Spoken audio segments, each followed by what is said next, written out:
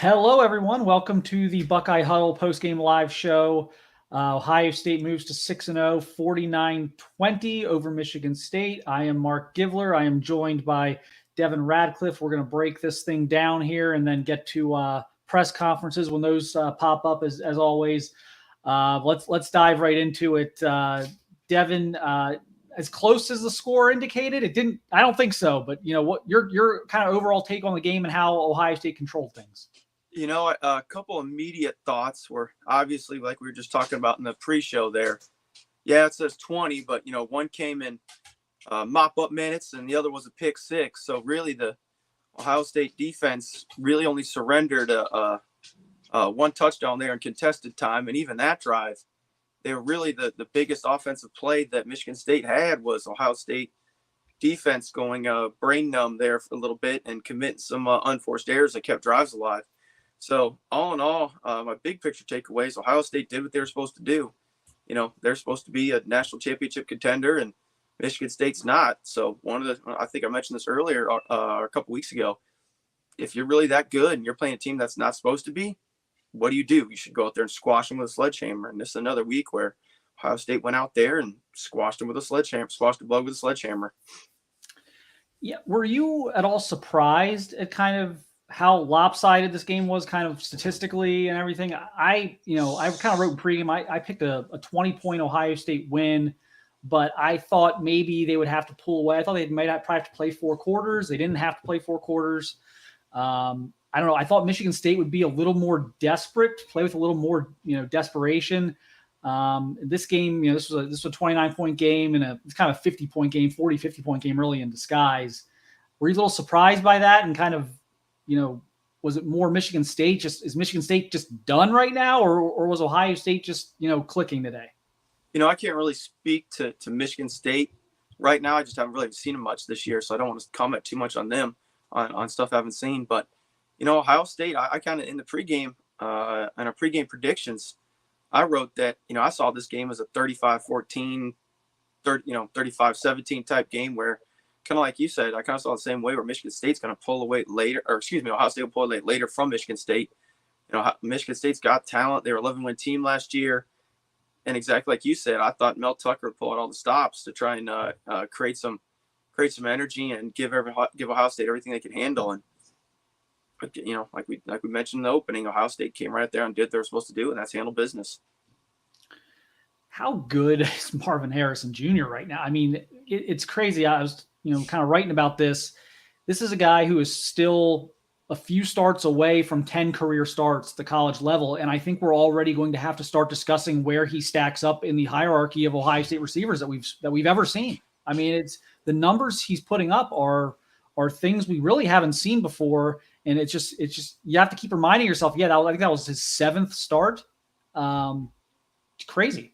I'm trying to think as we're talking, as you mentioned it, in my lifetime, the wide receivers I can think of that made the immediate impact Harrison Jr. has, and David Boston, yep. I think as a true freshman is the one I got to go back to. And back in, was 96, I think he was a true freshman.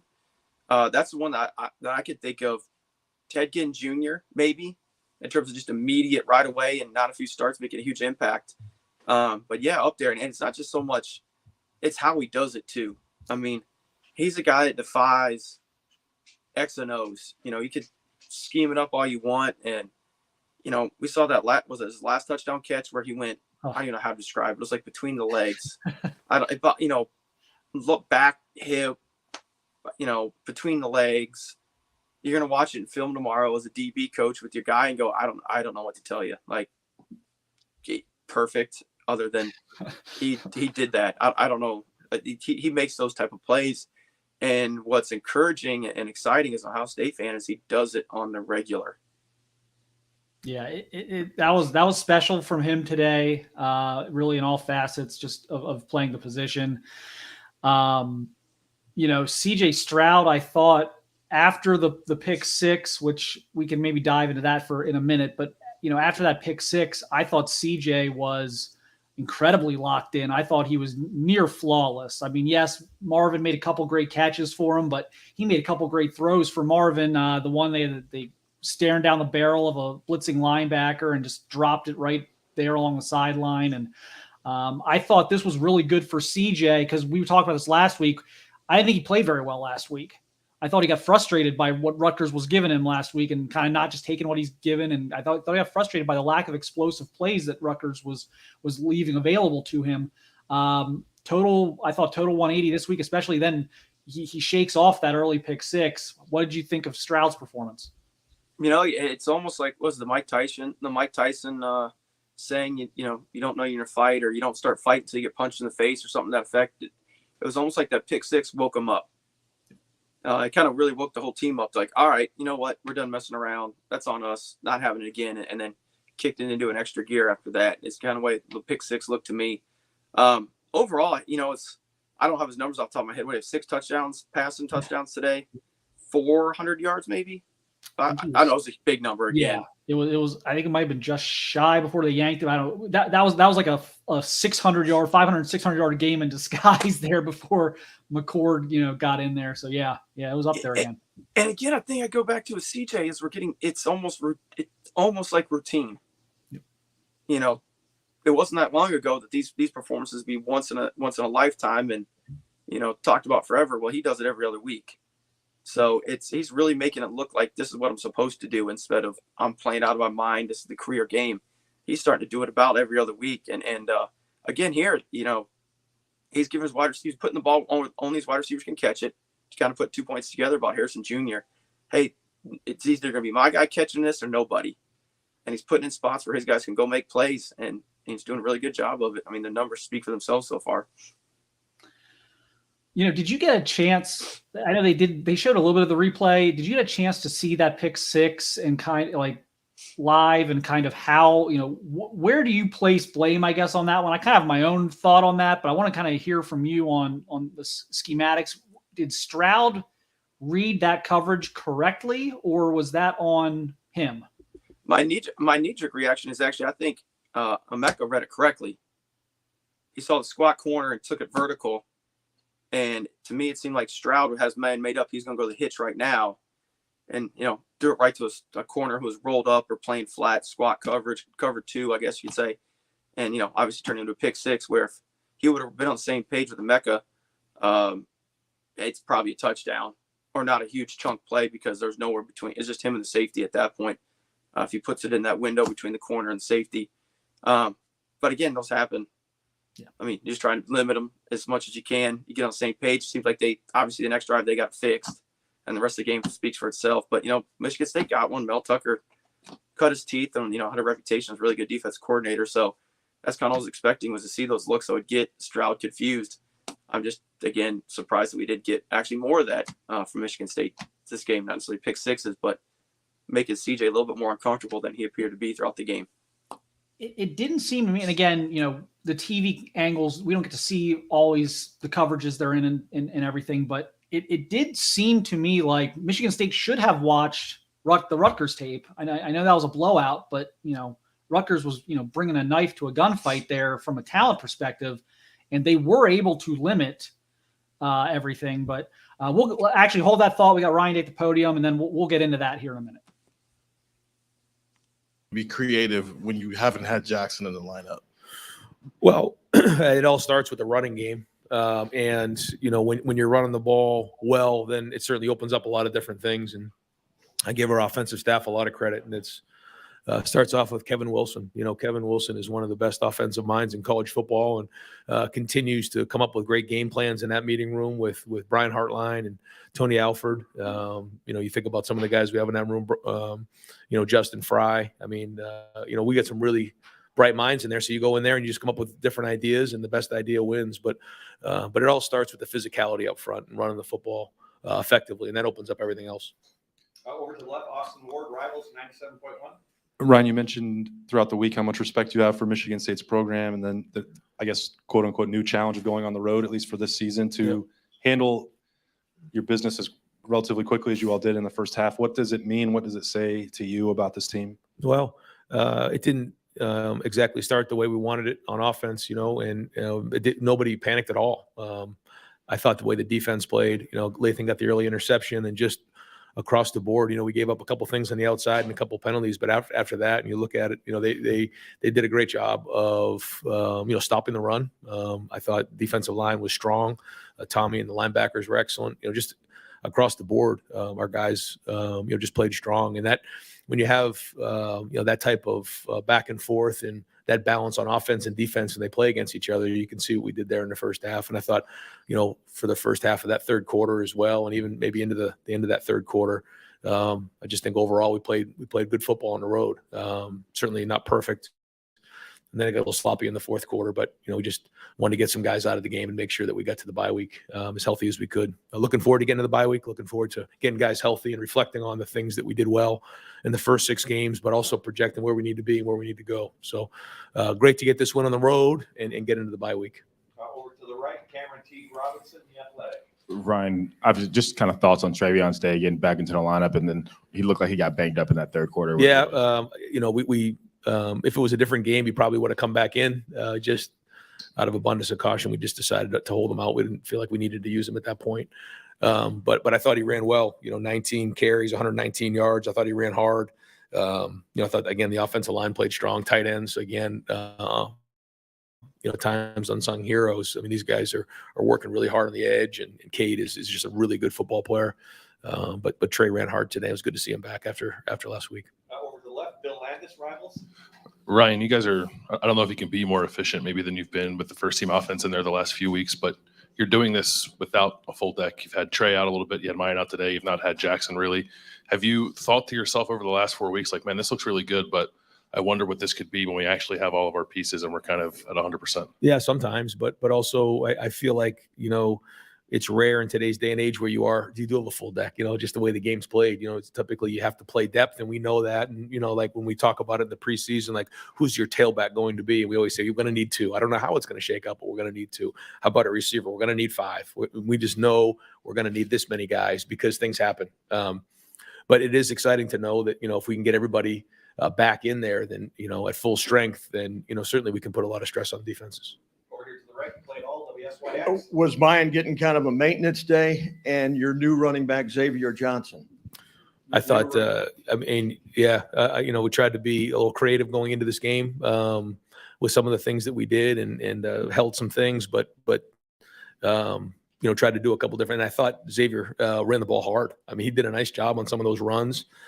He's a weapon for us. You saw it in the Notre Dame game. You could see it today. He's a good player. But across the board, I thought that unit played well today. Obviously Marvin made some amazing catches, but Emeka plays tough. He catches the ball, he and Julian over the middle, and takes some of those shots, but keeps going. Warriors. And I'm proud of the way those guys played. Over to the middle, Tim May, left and row. Yeah, it's close enough. Hey, Ryan, you had a great view of the dime that CJ dropped in on Marvin Harrison Jr. there on the sideline and stuff. And just, I know we're always asking you about CJ and his play, but I mean, today he was, with the exception of one pass. And by the way, whose fault was that? But then number 2, he seemed to be quite on. Well, it was a little bit of a miscommunication there. I could have done a better job helping the 2 of them, but I thought the best thing was it was like nothing ever happened. We just kept rolling, and that shows confidence and proud of those guys, the way that they played. But yeah, that was a tremendous catch by Marvin. I mean, I was amazed. It was like he jumped up and caught it by his ankles. I mean, it was just an acrobatic catch by just a tremendously talented player. So it was fun to watch him out there. And then, I mean, what can you say about somebody who's throwing the ball like that in 20-mile-an-hour wind? At least it seemed like it was. I mean, it was blowing it a couple times, and for him to throw it that accurately, that was really well done on the road. It just was clicking. You could see the timing. He was able to step in the pocket. A big part of that is the protection. Our offensive line did a good job giving him a good pocket. And when you do that, he can do some damage. And I thought he embraced the game plan, worked it, had a good thought process the whole game, had a good look in his eye. To throw, was he 21 to 26? That was the 361 and 6 touchdowns. That's one heck of a day on the road. So, especially, at a program as proud as Michigan State and coming in here as our first road game, big day for CJ. Bill Rabinowitz, Columbus Dispatch. Your defense is obviously playing very well. The one issue you guys have is the quarterback play. How concerned are you? You pulled Cam out of the game at one point. You were talking to him. Can you share what you shared with him, and how big a concern is that for you? Well, again, I keep looking at it, and we're there. We just don't seem to be making the plays. So we got to figure that part of it out. I think if it's something where, guys just are just creating separation, we can't cover anybody, that's one issue.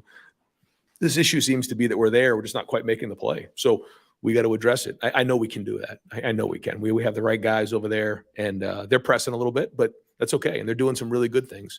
So just, he's very competitive, and he wants to, be great and be the best corner in the country. And so, he's a little frustrated. Just got to calm down and play with emotion. Don't let emotion play with you, and get yourself back on track. But overall, I think our defense is playing very, very well. Like you said, I think Tommy's playing at a high level. The D line's playing. The safety play has been excellent. I think Ronnie Hickman has been a really good leader for us. Tommy's shown good leadership. And I think when you talk about winning on the road, leadership has to show up. Veteran guys have to play veteran. And it looked like, I have to watch the film, but it looked like that happened today.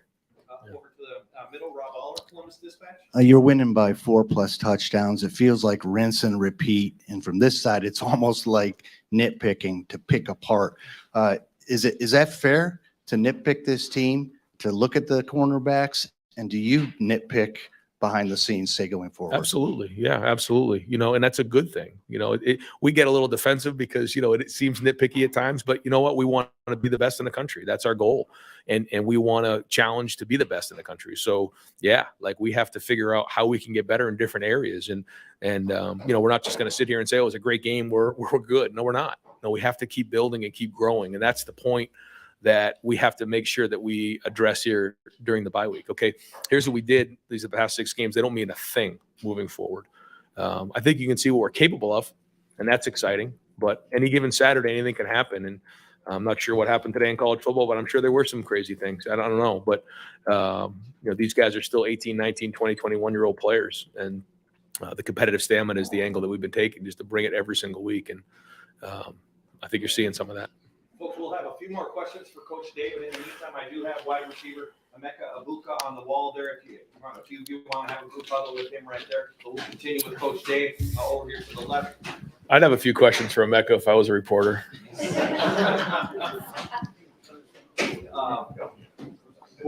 We've got Tony Girdman, Buckeye Huddle, and I'm going to bring Tommy. I know we've asked you this, seems like every week, but I think you finished with only 7 yards rushing. How difficult is it then just to go ahead and try to be successful without getting the production? Come off the running game? Yeah. But we have to be able to run the ball. As you can see, you can't be one-dimensional. That's not a good formula. Anytime defensively you can make a team one-dimensional and take away the run and know that they have to throw the ball, then you basically have where you want them. Mel, you mentioned about not making coaching changes and waiting to look at the scheme, but the numbers right now I think are in 26 games, they're 7 times giving up over 500 yards. As a defensive coach, how do you approach that? I mean, how do you fix that? Yeah, well, we'll keep working on it. We'll go back and see what we can do with the guys that we have. It's not an easy fix, but we'll do whatever we can to make it better. Well, I'm wondering what you're hoping to get out of this season with these guys. Like what you'd really like to see, where you'd like to see certain levels of improvement, and what becomes realistic for them. Yeah, I want to see better execution in all 3 phases, and consistent execution. And I want to see us prepared to get ready for this next game. When you're playing a team like Ohio State, obviously being able to compete at that level is the dream, what you're trying to build toward, but you're not there yet, and you understand that reality. What is that? Can you talk about that dynamic of understanding that, but also wanting more? Yeah, I definitely understand it. I mean, I coached there. I've been in Georgia. I've been in Alabama. So I know what that type of program looks like. I know what it feels like. I know what goes into it. But we're not there yet, but we'll get there. Mel, I know you haven't had a chance to really study each play, but watching C.J. Stroud and those receivers work, how much of what they do is because they're that good, and how much is breakdowns that you can correct? There was, I know there was the one third down where they scored a touchdown was a complete bust on one guy, and another one of the big plays was another bust on the guy that was pressing the duty there. So And then and also they make some plays on some contested balls. So it's a little bit of both. Well, obviously, when you're a big, as you said, it's a big recruiting weekend. We saw a lot of people on the sidelines before the game for other programs as well. We're going to open up Justin Holbrook and then Andy Arthurs. 7 yards rushing for Michigan State. What goes into that? It's a mentality. It's a mindset for that defense to not give up more than 10 yards rushing. What is it? What is the formula for you guys, and why have you been continually successful through these first 6 weeks? I think just a hard week of practice, emphasizing, we got to stop the run is a big thing for our defense. So, when we bring that attitude, it helps.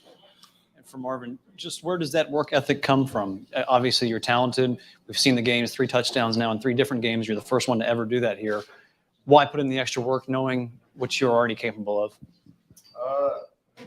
I'll just say, just wanted to be great, wanted to be a great football player. I wanted to help my team win. So I just try to put as much work as I can to help us win. Where are we? Over here, Austin Ward, Rivals 97.1. Marvin, how the hell did you catch that last touchdown?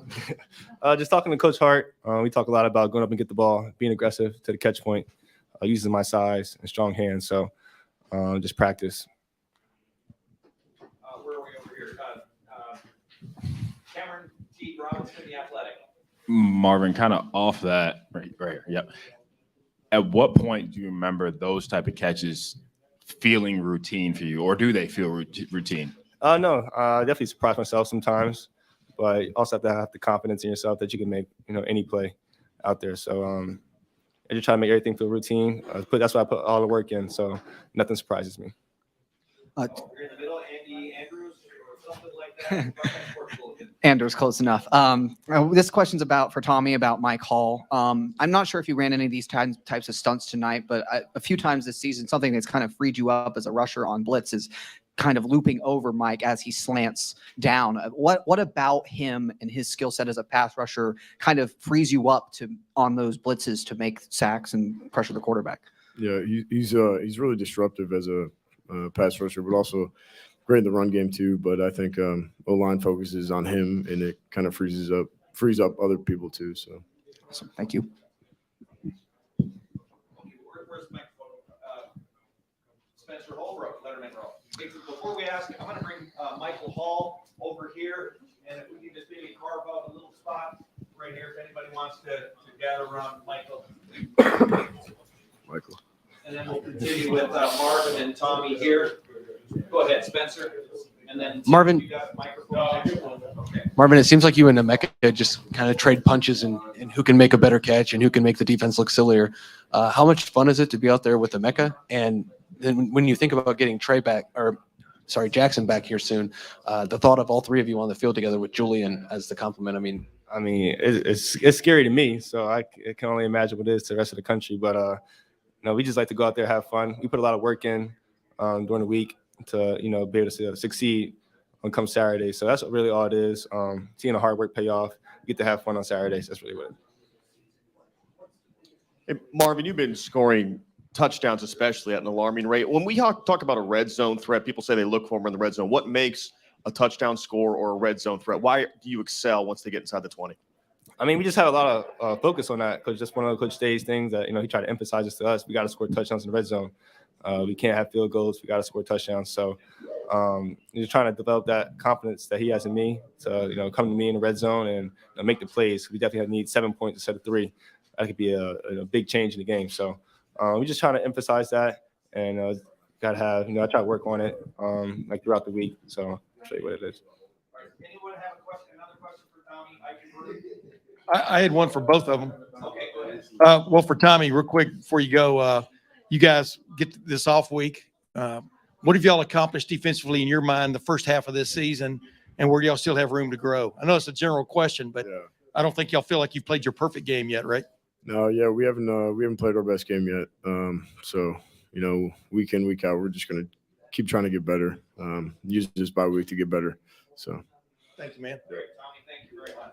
Marvin, you said you got to high point the ball, but that last one you kind of back pointed it. Yep. I mean, how many of these catches have you actually somehow or another done before, or, like the dime that CJ dropped on you on the right sideline there and stuff. But how many of those have you actually done before? Or just naturally, it just happens? I'm pretty sure a lot throughout my whole life.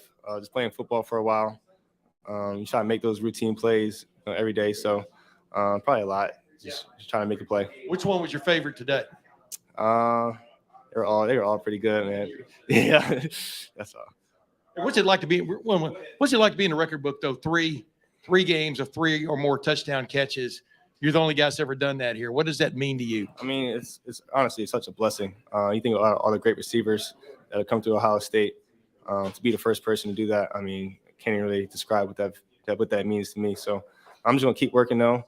Hopefully, no more touchdowns come. All right, we're going to go ahead and let Marvin go. Marvin, thank you very much. Thanks, man. Great game, and we're going to open up the floor for questions for Ronnie Hickman. Go ahead, Tim. Or go ahead, Nathan. Go ahead, Nathan. I guess this team, this offense is, I think, leading the nation in first half scoring. Just how is that helping the defense maybe get its feet under it and grow over the first half of this season? It's a tremendous benefit just to know that your offense is capable of scoring anywhere on the field. And actually seeing them do that week in and week out is huge. So it's just a benefit for the defense. Jared, can we go ahead and ask one? Yeah, go ahead. I'm sorry. Hey, Brandon, come on up. Ronnie, just kind of follow up on what I asked Tommy there. You might have a few more words about it, but what have you guys got accomplished defensively this first half of this season? Just generally, where can y'all go the next 2 weeks? The sky's the limit. We're not even fully healthy. So I think we just got to use this bye week to get fully healthy defensively and offensively. But defensive specifically, we know what we can do. We've showed some of like the flashes of what we can do, but there's still a lot of work that needs to be put in. Austin Ward, Rivals, 97.1. Ronnie, what did it mean to you all in the secondary to have Lathan back? Huge. I mean, you see what he did first drive of the game. That was huge for us. They were kind of moving the ball better than we expected. But for him to do that is huge. Lathan gets the interception. Then there's the pick six.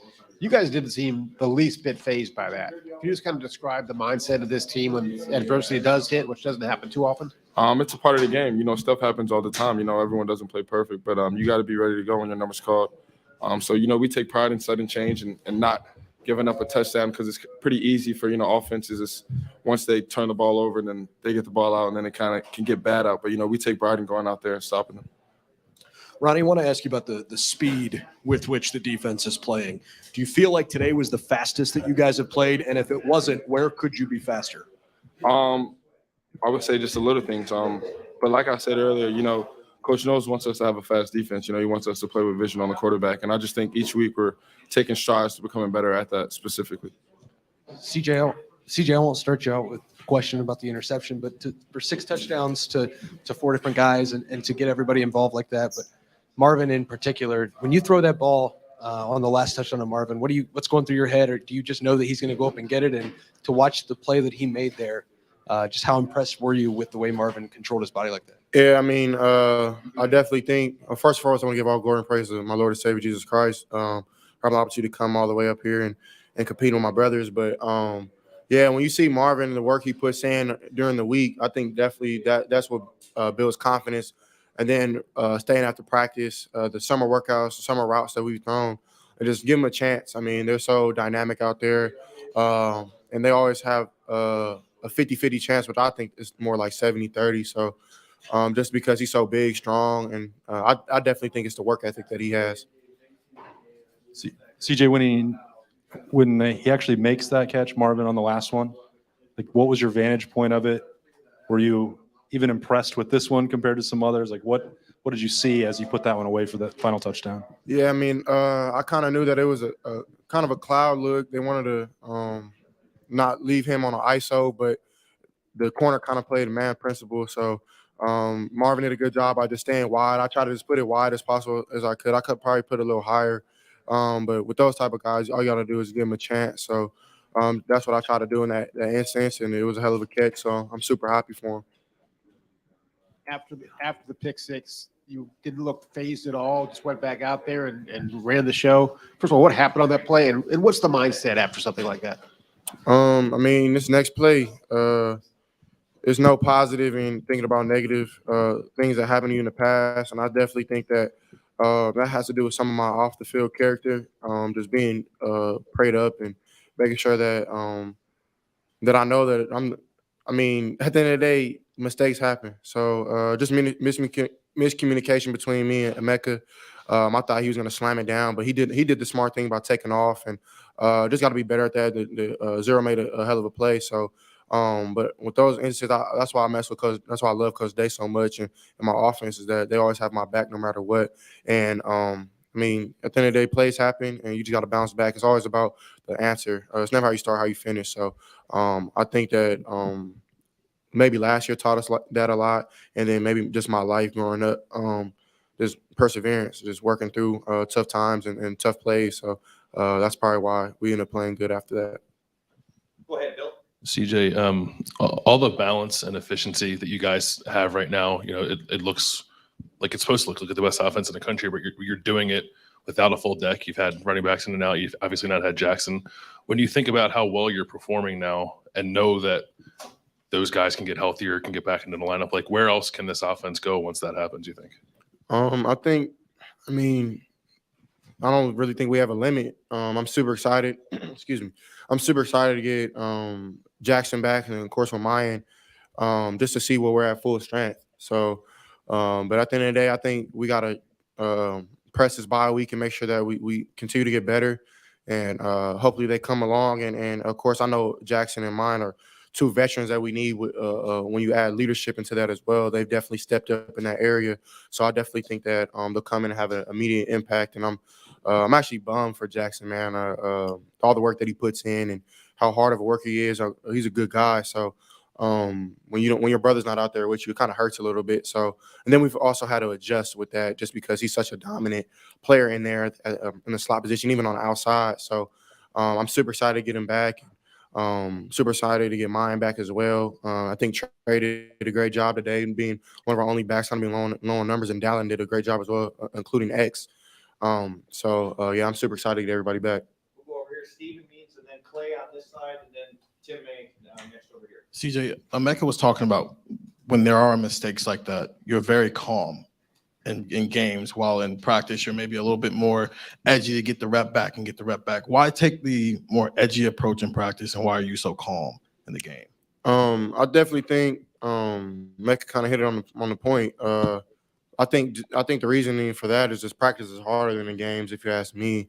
Sometimes that's not always the case because you do play against great teams, and Michigan State was a good team. They're not terrible. I mean, they haven't lost big except for one time. So, and then their backs were on the rope. So, knowing that we had to come in and play a team that was really didn't have nothing to lose, I mean, it's tough. So during the week, definitely got to push greatness and just perfection, because once you get in the game, it kind of becomes just rhythm. And once you get going, you get going. So, but yeah, just staying calm, I definitely think that has to play off of just our off-season work and knowing that we didn't come in here for anything but a win. So just working hard past that, and then it's not life or death. So like it's nothing to be crying about or lose my mind over. And then when you have a coach like Coach Day and Coach Wilson are going to call it just as good as before you had an interception, whatever the case may be, that just gives you all the confidence in the world. So. Yeah, two quickies, CJ. Number one, the dime you dropped in on Marvin Harrison Jr. down the right sideline wasn't even a touchdown, but you stood in the face of that blitzer and delivered that pass. Just take us through that play, and how cool did that feel leaving your hand? And then number two, you're the first quarterback to have 6 touchdown games, passing games in Ohio State history. What does that mean to you? Yeah, the one was third down. I want to say it was probably like 3rd and 4 around there. They're on like a split mugs look, knowing that my linemen were in a lock squeeze, which is basically they squeeze down the linebacker and the end will come free. The first time they ran that, I think that's what they did the second time, because they did it 2 times in a row. And I told Mecca to do something if he comes, and I thought they zone dropped instead of staying in man-to-man. So I didn't want to throw it in the middle blatantly without seeing what was in there. So knowing that Marvin is a really good one-on-one matchup, I just try to give him a shot. I had somebody in my face, but I mean, I definitely think that I try to just stay in there as strong as I could and deliver a good throw because, I mean, those type of moments in the game are really big because if you don't convert right there, then it's a short field for the opposing team's offense. And I definitely think those are big time downs. What was the second question again? I think you're the first player Oh, ever. yeah. I'm sorry. Yeah, it's a blessing, man. Definitely, all glory has to go to God because I mean I wouldn't be at a place like Ohio State, 2,000 miles away from home, somewhere I never thought I'd be if it wasn't for him. So I'm super blessed just to be able to go out there with my brothers. But it's not just me; it's my linemen, it's my receivers running great routes, my tight ends blocking and running great routes, and my running backs toting the ball so good. So it's a small part by me. Over here, Clay Hall. Yes, CJ, when you look back at the run of quarterbacks here recently, JT, Cardell, Dwayne, Justin, are you inspired or motivated by them and the success that they've had I mean, is this quarterback you? I mean, it's starting to, over time here, to make a real impression. Yeah, that was definitely one of my reasonings for coming to Ohio State. Of course, with Coach Day's offense and the great players, and then of course practice. That was a big reason why I came here because of practice, just going against the best every day. But yeah, I mean, I look up to those guys like JT. I look up to Joe. I know he was here. Dwayne, RP to him. I write him on my wristband every week just to give. I dedicated the season to him, so I definitely think that. And then of course Justin, who I played with. Plays a part into why I came here, and hopefully I'm holding the legacy on. I'm making them proud. We got time for just a couple more, folks. Brendan Blue, go ahead. CJ, I want to ask you about leadership. You know, it feels like you are getting, over your time here at Ohio State, more and more comfortable understanding how fast things can happen around you and your ability to kind of stay calm. Where do you feel like you've taken the biggest step with your leadership and your ability to slow the game down? Yeah, I mean, excuse me. I've always kind of, I mean, glory to God. I've always been a natural born leader. I've kind of always been the quarterback on my team. So, I mean, just early on playing with the Alabama Warriors when I was young, playing with the Pomona Valley Steelers. Those are two youth teams, but they teach you to be like that as an early age. I mean, the stakes aren't as big, but coming to a place like Ohio State, I never really knew how big it was until I got here. But it's not the same. You can't look at the outside. You can't look at the good nor bad. And I think that has to play with my leadership as well, being here, just blocking out the outside noise, because good or bad, people are going to hate you. People are going to love you. It doesn't really matter. I play for audience of one in my family, which is the Buckeye Brotherhood, and my mom, sister, brothers, ST, and my family back home. So, I mean, I definitely think that pays into it. And it's just short-term memory. I think that definitely as a quarterback, you have to have that. So I think that's how and then, Coach Mick, he's definitely been a strong part in that. It's just, he used to get on my last nerves coming in, and I ain't gonna lie, like, I did not like Coach Mick at all. So, but it teaches you, like, even though you're irritated or whatever the case may be, you keep going. So I appreciate Coach Mick and Coach Day for always pushing me. Okay, we got time for just a couple more. We're going to go Joey, Dan, and Larry. Go ahead, Joey. CJ, as far as kind of being level-headed, having the short-term memory, it sounds like maybe that was emphasized when you were a younger quarterback. But were you good at that, like at a young age, like high school, like kind of you make an interception and you flip the page and be level-headed, or is there something you feel like you've really gotten better at? I feel like I've gradually definitely gotten better. I'm not a huge, I mean, I don't know. I wouldn't call myself a huge emotional person. So I'm not big in showing a lot of my emotions, at least, especially when your brothers are watching. And I think that has to play a part of growing up with two older brothers. They kind of were mean to me. And then, of course, my sister probably worse. They used to beat me up, do all type of stuff. But, I mean, if I cried, they would do it worse. So I definitely think there's no tactical advantage of whining or complaining about anything. So I definitely that plays a part. But high school, I was better than I was at youth. And then growing up with my coaches were very hard on me growing up. Coach Tojo, Coach Jamie, Coach Bub. I'm not trying to miss anybody. T-Dub, Coach Fly. I mean, they yelled at me. They did a lot of crazy stuff, like a lot of hard workout. So, but it grooms you at a young age just to realize like the role that you have and the responsibility you have as a quarterback on a football team. So, Without them, I would never be here. So shout out to them. CJ, it seemed like Travion was running with an extra edge when he was out there today after not playing last week. Is that something you noticed from him today? Yeah, I mean, I hope number one is okay. I prayed for him while I was out there, but it's a crazy sport, and I definitely think Trey ran very hard. I definitely think he has something not just to prove, but prove to himself that he can still go out there and dominate. So I'm super excited, super happy for him to go out there. And it's tough being one of the only backs and having to come back. So he was back there tired, and I definitely think that shows to the work ethic he has as well of just not being denied. And I'm super happy for him. And I definitely think that him and mine are a dynamic duo, and they'll do great things in the future. So excited to see that. And final question, CJ, can you just share a little bit more detail about honoring Dwayne Haskins? What do you write? Is it on tape or wristband? And did you ever meet him? Yeah, I met him twice. One time up here, then one time as a high schooler at the Elite 11 camp. But I'll just write LLDH7, long live Dwayne Haskins 7. I mean, honestly, I wouldn't say that I haven't forgot about him. I don't know if anybody else has, but he's here. You know what I'm saying? He walks in the spirit with me, maybe not in the flesh, but I know that I was rooting him on when he was still playing, and I know that he roots me on now, even back then, last year when I played here too. So I send my condolences to his family. I know it's probably still really raw and tough time for them. So my condolences go to them. I know how it is to lose somebody close to you. And I also write long live my cousin who passed away 3 years ago last summer. So he was one person who introduced me to football as well. His name is Sam House. So long live my cousin S3. And I just try to honor people like that because I don't like forgetting people because when he was here, everybody loved him. So why not still love him? So I try to just show that message. It just tape. CJ, thank you very much. Thank you, Josh. Thank you. House, House. All right. Post-game interviews are wrapped up. Bring back Devin Radcliffe in here, Coach. Kind of what we were talking about or we were getting into right before Ryan Day took the podium. It feels like Michigan State should have watched Rutgers last week and done exactly that with maybe a little better caliber athlete against Ohio State. I mean, they, for all the points Ohio State put up last week, that was not CJ Stroud's best performance.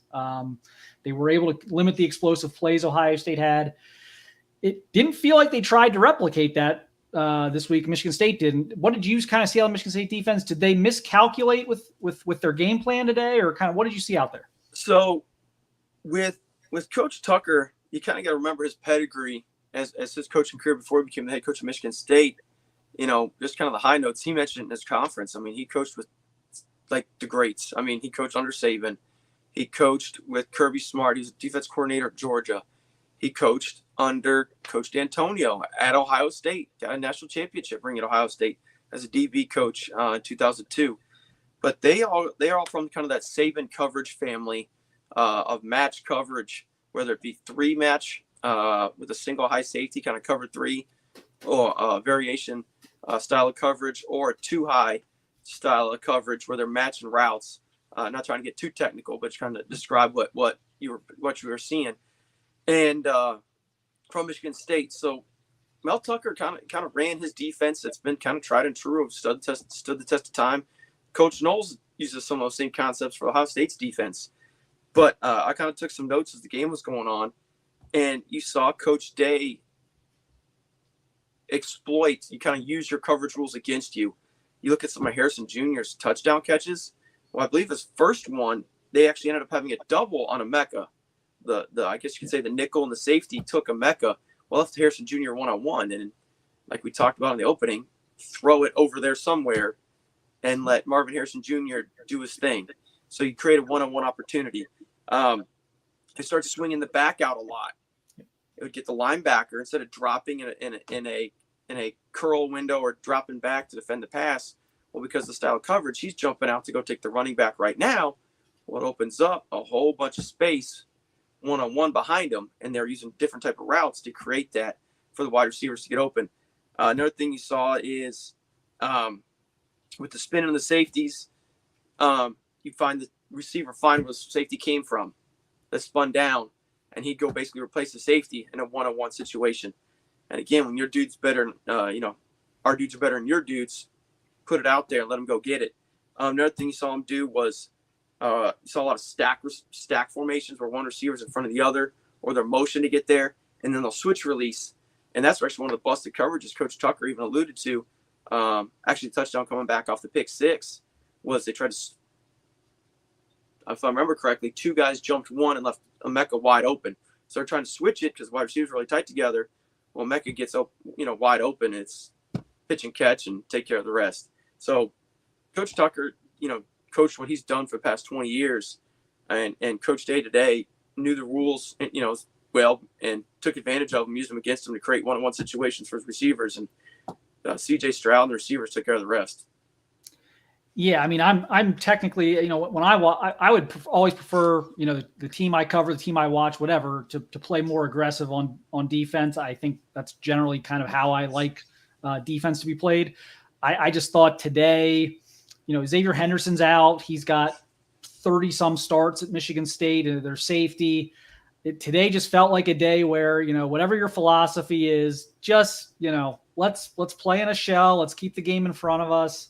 And it just felt like they gave too many opportunities for Ohio State to make explosive plays. And I was a little surprised by that, especially given how Rutgers, for all the other things that went wrong for them last week, was able to kind of limit that. They just weren't really able to capitalize with any threat of offense in the other direction. So that was interesting for me. But I know it is, Dad, I'm sure it's hard to get out of you've been coaching, a certain way or a certain scheme or a certain style for 20, 30 years. It's probably hard to just kind of scrap that for one opponent. Is that, do you think that's probably what it came down to? Yeah. And I don't, correct me if I'm wrong here, but, you mentioned it there, it seems like we kept hearing about all the injuries Michigan State's secondary was having, or defense in general had. So if you're trying to get guys in and out because of injuries and whatnot, you're going to, go with, all right, what's our base? What does everybody know if we're mixing and matching guys to compensate for all the injuries we're having? All right, well, we're going to play two high man match, and we're going to play three, we're spin and play three match on rundowns and keep it kind of base, because this is what we hang our hat on. And again, like I said, Coach Day just had the answers today of how am I going to exploit two high? All right, well, I'm going to run a Emeka vertical and bend him, so I know the safety's going to take him up. Well, I'm going to run a fade with Harrison Jr., and he's going to be one-on-one with the corner. CJ and Marvin, you guys take care of the rest from there. And that's basically what Ryan Day did. I think another thing we saw too is kind of the reverse of Rutgers. You saw Ohio State's run game explode.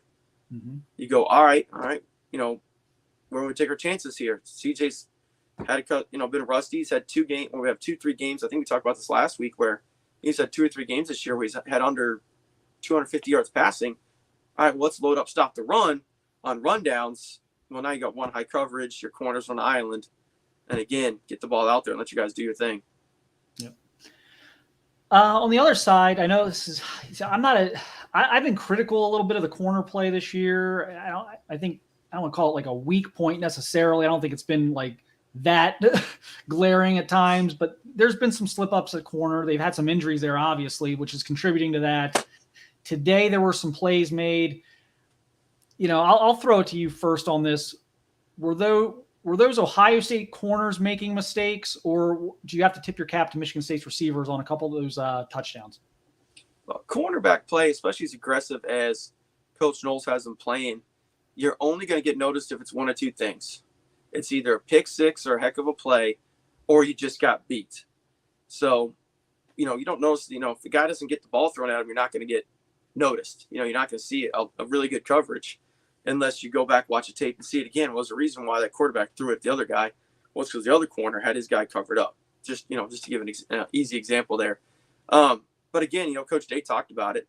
They're in position, but you've got to get, you got to see the receiver's hands goes up, get turned around, or play through the hands is something you sometimes hear DB coaches say. I almost say you let the wide receiver catch it, but when you don't make a move on the ball until you see the wide receiver's hands go up, then you play underneath his hands. That's just one of many ways that you can play through it. You won't necessarily get an interception that way, but it does give you a chance to disrupt the pass. And, instead of being, 1st and 10 for the offense, you make it 2nd and 10 for the offense because you knocked the ball out of there.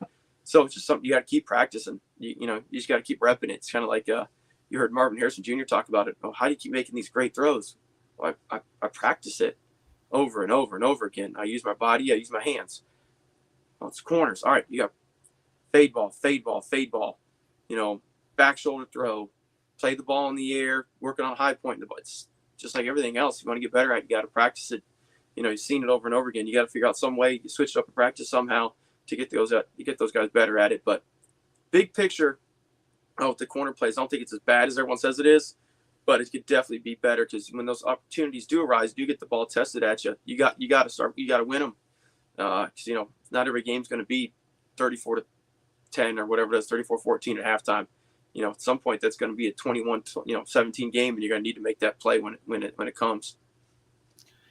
Yeah, I didn't think this was as bad today as maybe Twitter or some of the reaction to it was. I thought the corners were in position. It's a funny thing, and I kind of mentioned this in my column after the game.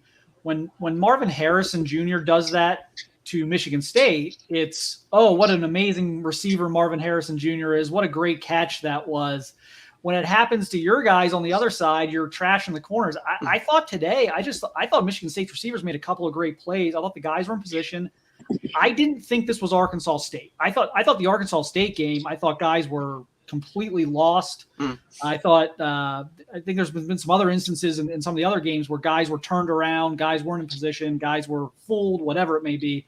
I thought today was just, there was a couple of great catches on touchdowns. Peyton Thorne, that throw at the beginning of the game was unbelievable on Cameron Brown. Yes, I think, Devin, to your point, eventually, yes, you want to see your guy kind of knock that loose, play through his hands. But I'm not more down today on the corners than I was, 5 hours ago. I think it was mostly fine. To your point, we saw Ransom do that. Latham Ransom on a big ball that ended up being incomplete, but he got his hand in between the wide receiver and the ball and was able to rip that ball out. And when they went to replay, they ruled it incomplete. So he was able to get enough of the ball out of there. The ball hit the receiver wasn't able to pin it and control the catch all the way through when he hit the ground. So that's an example of how you play through all the way through and get that ball out of their hands. So the wide receiver, obviously they're practicing it somewhere because we see other guys show up and do it. Tom, you're here. I am. Thank you for noticing. How was it down on the field? A little chilly and windy, a little windier than I was expecting. I looked at the forecast and went, 50 degrees. That'll be fine. 50 was in the mid 50s. And it was supposed to be, like 10-mile-an-hour wind. And then it was not 10-mile-an-hour wind. It was a little breezier than that for long stretches of the games. It was a little chilly on the field, but it was another very impressive performance for Ohio State. I'm sure it looked good on TV, and it looked good in person as well. They have just kind of done the same thing week after week at this point, and I know the Big Ten is not great. The middle class of the Big Ten is not this year what it has been in previous years, but still, they have just been doing exactly to these teams what they should be doing, and you have little isolated mistakes. I know you guys were just talking about the corners. Mel Tucker talked about the fact that Jaden Reed has been banged up for a number of weeks. He's finally getting healthy. He is a pretty big time receiver, and his numbers this year don't reflect him being a big time receiver because he's had a pretty serious injury that he's been dealing with. Tucker said that he's finally getting better, and able to sort of make a little bit more of a difference. And 4 catches, 67 yards, and a touchdown. That's a big chunk of he was their leading receiver, so that was a big chunk of it. So that's I think something you have to kind of keep in mind, as you were saying, Mark. Sometimes the other guys make plays. The other guys have helmets and scholarships too, so they sometimes they get to make plays as well. Yeah, and not to just completely beat this dead horse, but how you're down there on the field, you're watching Marvin Harrison Jr. make these catches. We talked about this right away in postgame. Then, of course, they built upon that with the postgame press conference. They were talking about a lot. Is he's now the only receiver in Ohio State history to have 3 touchdowns in a game 3 times. He's only started, I think, 7 games, right? So he's doing things that. He's doing things basically every other game that Hall of Fame caliber player. You know, Chris Carter played what, 30 games at Ohio State? David Boston probably played 35 games at Ohio State. These guys took a career and they did it once or twice, and he's done this in 7 starts. Like, how much are we going to be talking about Marvin Harrison's Jr.'s place in like Ohio State history here over these next 15 months before, spoiler alert, we usher him off to the NFL after his junior season? Well, I mean, a couple of weeks ago, Jason Candle was talking after his press conference and told someone that he thought Marvin Harrison Jr. was the best wide receiver he had ever seen, period, full stop. And Jason Candle's been around the game of football for a little while.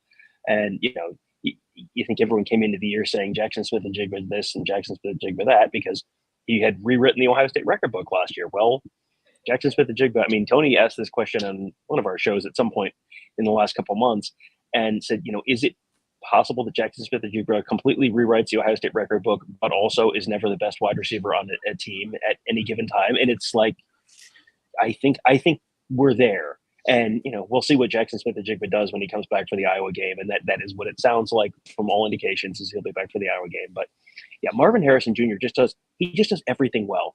The play that stands out to me was one that he didn't make. It was one where it was kind of a little bit of a scramble drill, I think. And he was kind of on it'll be the top of your TV screen right at the edge of the end zone. And Emeka Egbuka was kind of like running that way and they just kind of collided. It was just a little bit of a fire drill. But I have a picture and Marvin Harrison's toe is, I mean, he didn't complete the pass, but his toe is a quarter of an inch from the sideline. It's otherworldly how he just knows where he is on the field. And it's not, oh, he's in by 6 inches.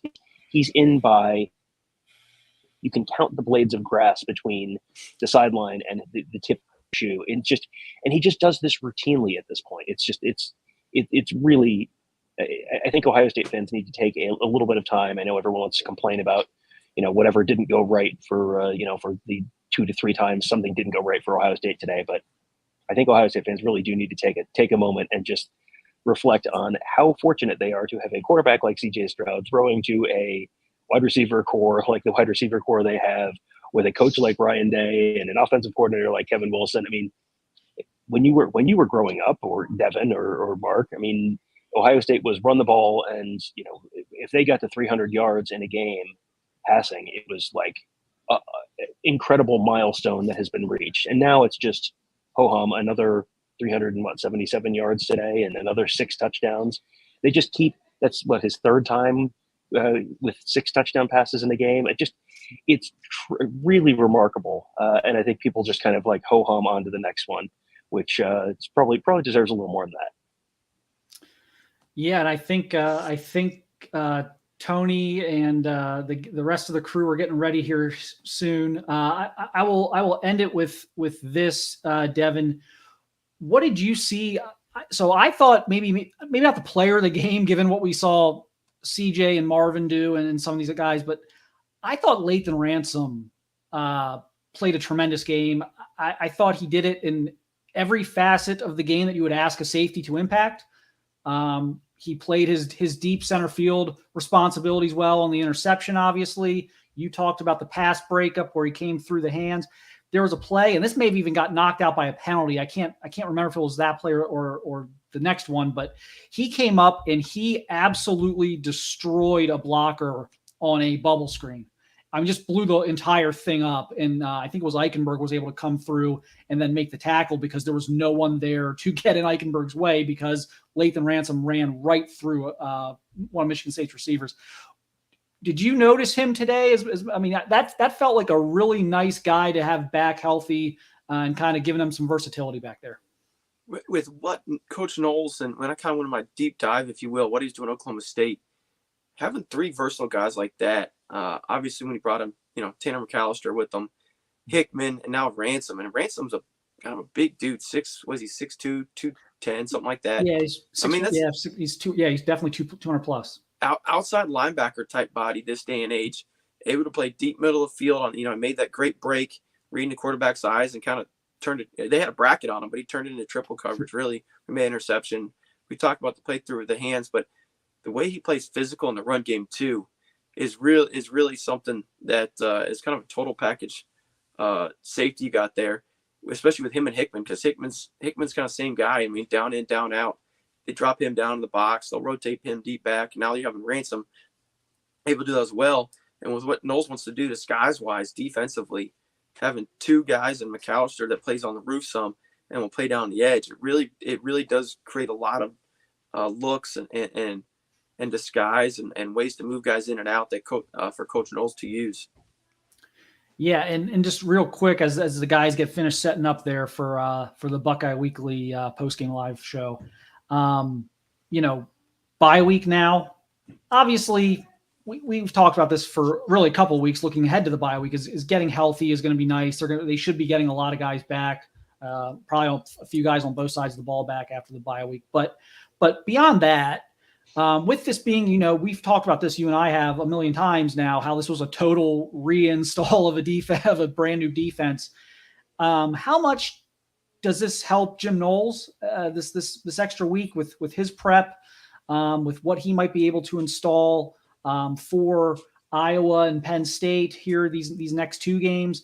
Is this a big thing for him? Is this extra time beneficial to him, or is this more just about getting the team healthy? Yes, is the answer to the question. You obviously want to get guys healthy for his home stretch, because what's left on the schedule here, and pardon me if I get this out of order, but we've got Iowa, right? Yep.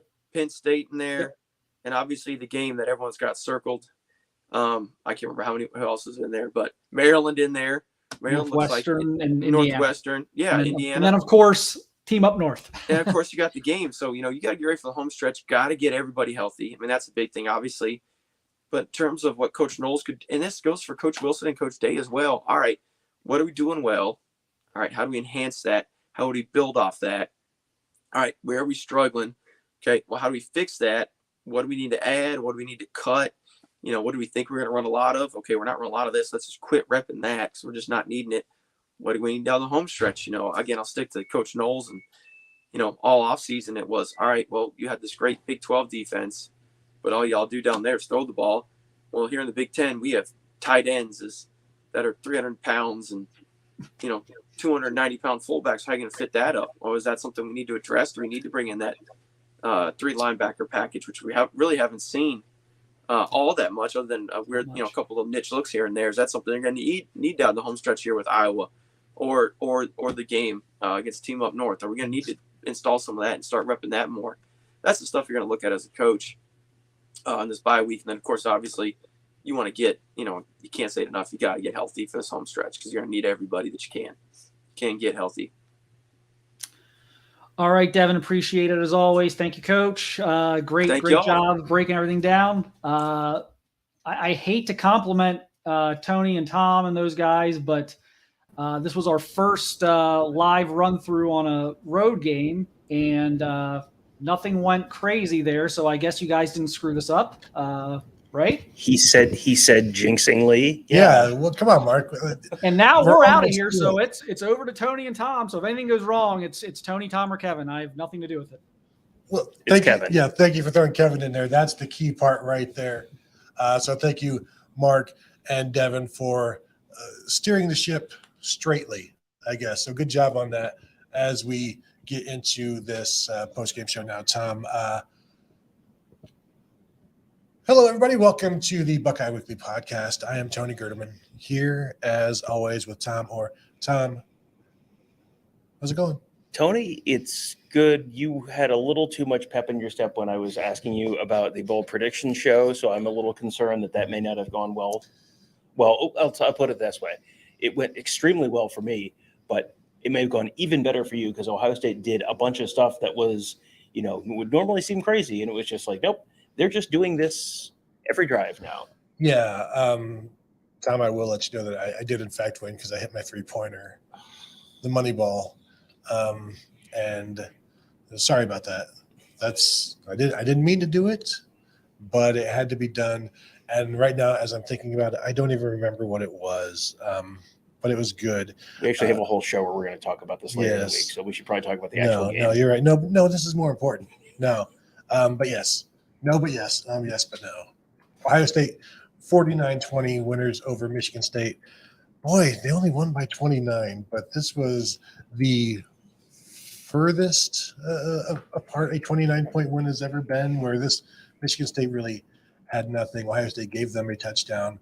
We can talk about what C.J. Stroud said about that interception, but this was Ohio State covered, but like this wasn't a 29-point game by any stretch. No, Mel Tucker was asked after the game, so does this, you look at last year, you look at this year, does this represent progress? And he was kind of like, no. In what way would you, it was just kind of, he did not have a lot of answers after the game, Clearly. which is, I guess to be expected after a game like that.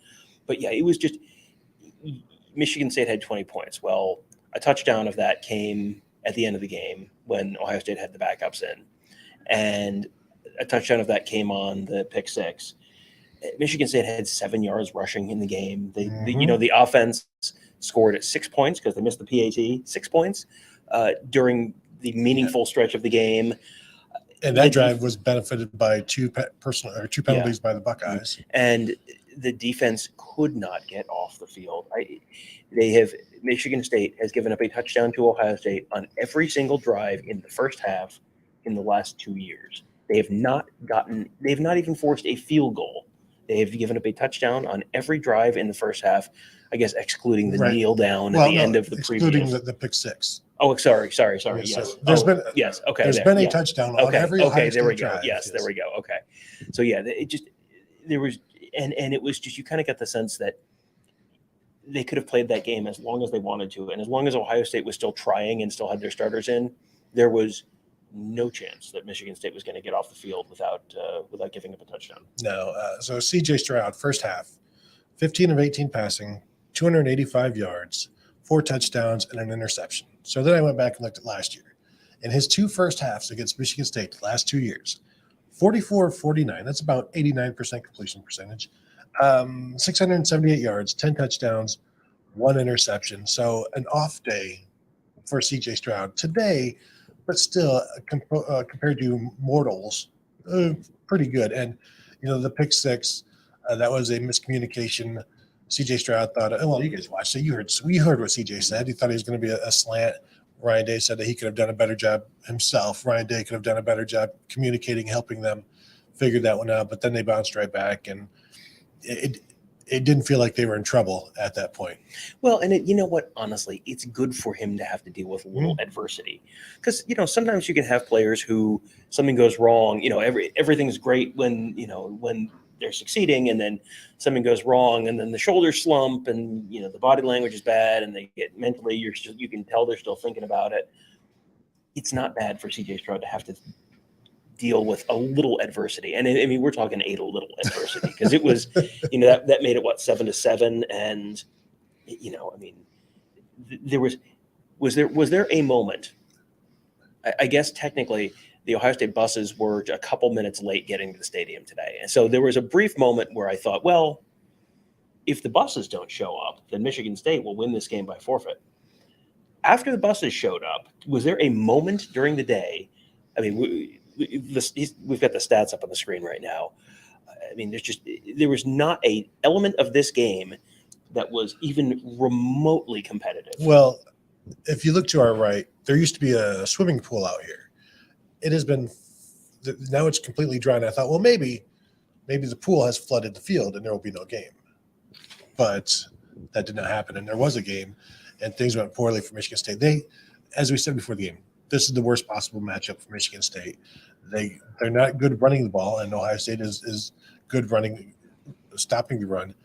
We'll get into the Ohio State defense later, because that's where Michigan State had some opportunities, but also it was too many 50-50s, and they're losing a lot of those. But we got a super chat from Kevin. Kevin. Oh, the super chat's not from me, but yes, it's from Yakov 22. Will you miss Herbie Fowler calling OSU Big Ten games? I don't get to watch enough of them, and I'm fast forwarding through stuff to be able to watch it. Now, I have enjoyed Chris Fowler and Kirk Herbstreit over the years, because you kind of get you're kind of drawn, or you get accustomed to like the top play-by-play guys, the top broadcast pairings. But Chris Fowler's never been my favorite. So why were they saying this was going to be the last one of the year for them? Well, they said during the last night game at Ohio State that they were taking it all in because of television rights and everything else. Well, we saw Holly Rowe tweet out last week or the week before that, like a tearful goodbye to Ohio Stadium. And you know what? Maybe ESPN should have ponied up a little bit more money. Don't think that was the issue, but okay. Yeah, it was. I'm with you. I have not really watched them call a lot of games. There was a moment in, I think I was at one point where I had run back in to dump photos off of memory cards onto my computer, and I was listening just a little bit of the game, and it might have been the end of the third quarter or the beginning of the third quarter, and they were kind of talking about like, well, we're already in garbage time essentially, and we were listening on the car radio to the College Game Day broadcast on the way up to the game today, and they were complaining. They were talking about how there's no good games in the Big Ten today, and it's terrible, and then they treat Georgia Auburn like, oh boy, Deep South Southern rivalry. This is going to be amazing. It's like, can we not do? Can we just? This is like when everyone wants to say, well, you can't take Michigan State lightly. I'm sorry. I've watched Michigan State this year. You can very much take them lightly. So yes, let's just not, let's not pretend that we're not all aware of why conversations are happening. This may have been Ohio State taking Michigan State lightly. I don't think it was. No, I don't think so. But this could have been the same outcome. A 29-point win. But yeah, so that is we've spoken about CJ Stroud. Let's talk about Travion Henderson. Well, actually, no. Let's continue this passing game because Marvin Harrison, Emeka Egbuka, Julian Fleming all scored. Marvin Harrison, his third career 3-touchdown, fourth career 3-touchdown game. Third. He started 7 games, and 3 of them he's had 3 touchdowns. And probably could have had another game where he had 3 touchdowns, but he was dropping too many that were like close to him. But first, I want to talk about the throw down the sideline. It was a third down. CJ Stroud gets a blitz in his face, and he throws it in and just drops it into Marvin Harrison's over his shoulder. That was as good as the Jackson Smith and Jigba Rose Bowl throw for a touchdown late last in the Rose Bowl. It reminded me of a similar throw in this very stadium that occurred in 2014, JT Barrett to Devin Smith on like a 3rd and 17, where he just dropped it in the second quarter and kind of propelled Ohio State to some scores there in the end. Almost the exact same spots on the field, but that was one of CJ Stroud's best throws I've ever seen from him. Yeah, he was, he had the one interception, and we talked about that earlier. And other than that, it was just the ball was there. It was on time. He, again, he is not just sitting back in the pocket. He is rolling out. He's making throws. And when there were throws that were incomplete, there was one in the end zone that, where Marvin Harrison, he rolled out to the left. I think he was maybe getting chased, and Marvin Harrison was kind of right on on your TV. It would have been the top of the TV screen in the end zone on the right end of the right hand side of the field. And he put it right on the spot for Harrison. And, did it on the run, and Emeka Egbuka, it was a little bit of a scramble drill, and Emeka Egbuka was like also chasing the ball, and they ran into each other. So, give credit one of them with a PBU, I guess. But yeah, I mean, even the incompletions were generally right there. And I talked to Mark and Devin about this about 10 minutes ago, but holy Moses, Marvin Harrison Jr. There have been a lot of very, very good receivers at Ohio State, to the point that people talk about Ohio State as wide receiver U, or at least in that conversation. And I mean, who is the second best wide receiver in Ohio State history? Because 7 starts in, I have a new answer. Well, yeah, I mean, he's obviously only going to play one more year at Ohio State, but he's going to catch up on some record books in terms of the touchdown catches. Watch out, Chris Olave.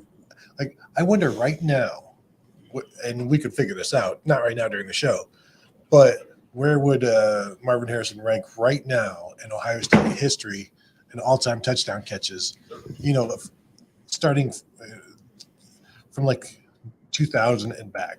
You know, like where Oh, he's yeah. probably like in the top 5, top 10 or something like that.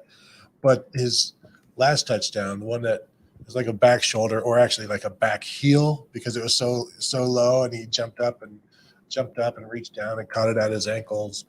I asked Ryan Day, like, are you ever just like surprised by what he does? And he's like, I was surprised by that one. And he's like, if the camera saw my face, I would have been going like, what was that? And it's funny because when it happened, the entire area of the press box where, you know, me and Kevin and Tim May and some other, you know, 11 Warriors were all just like, what? Like, they was just like, what?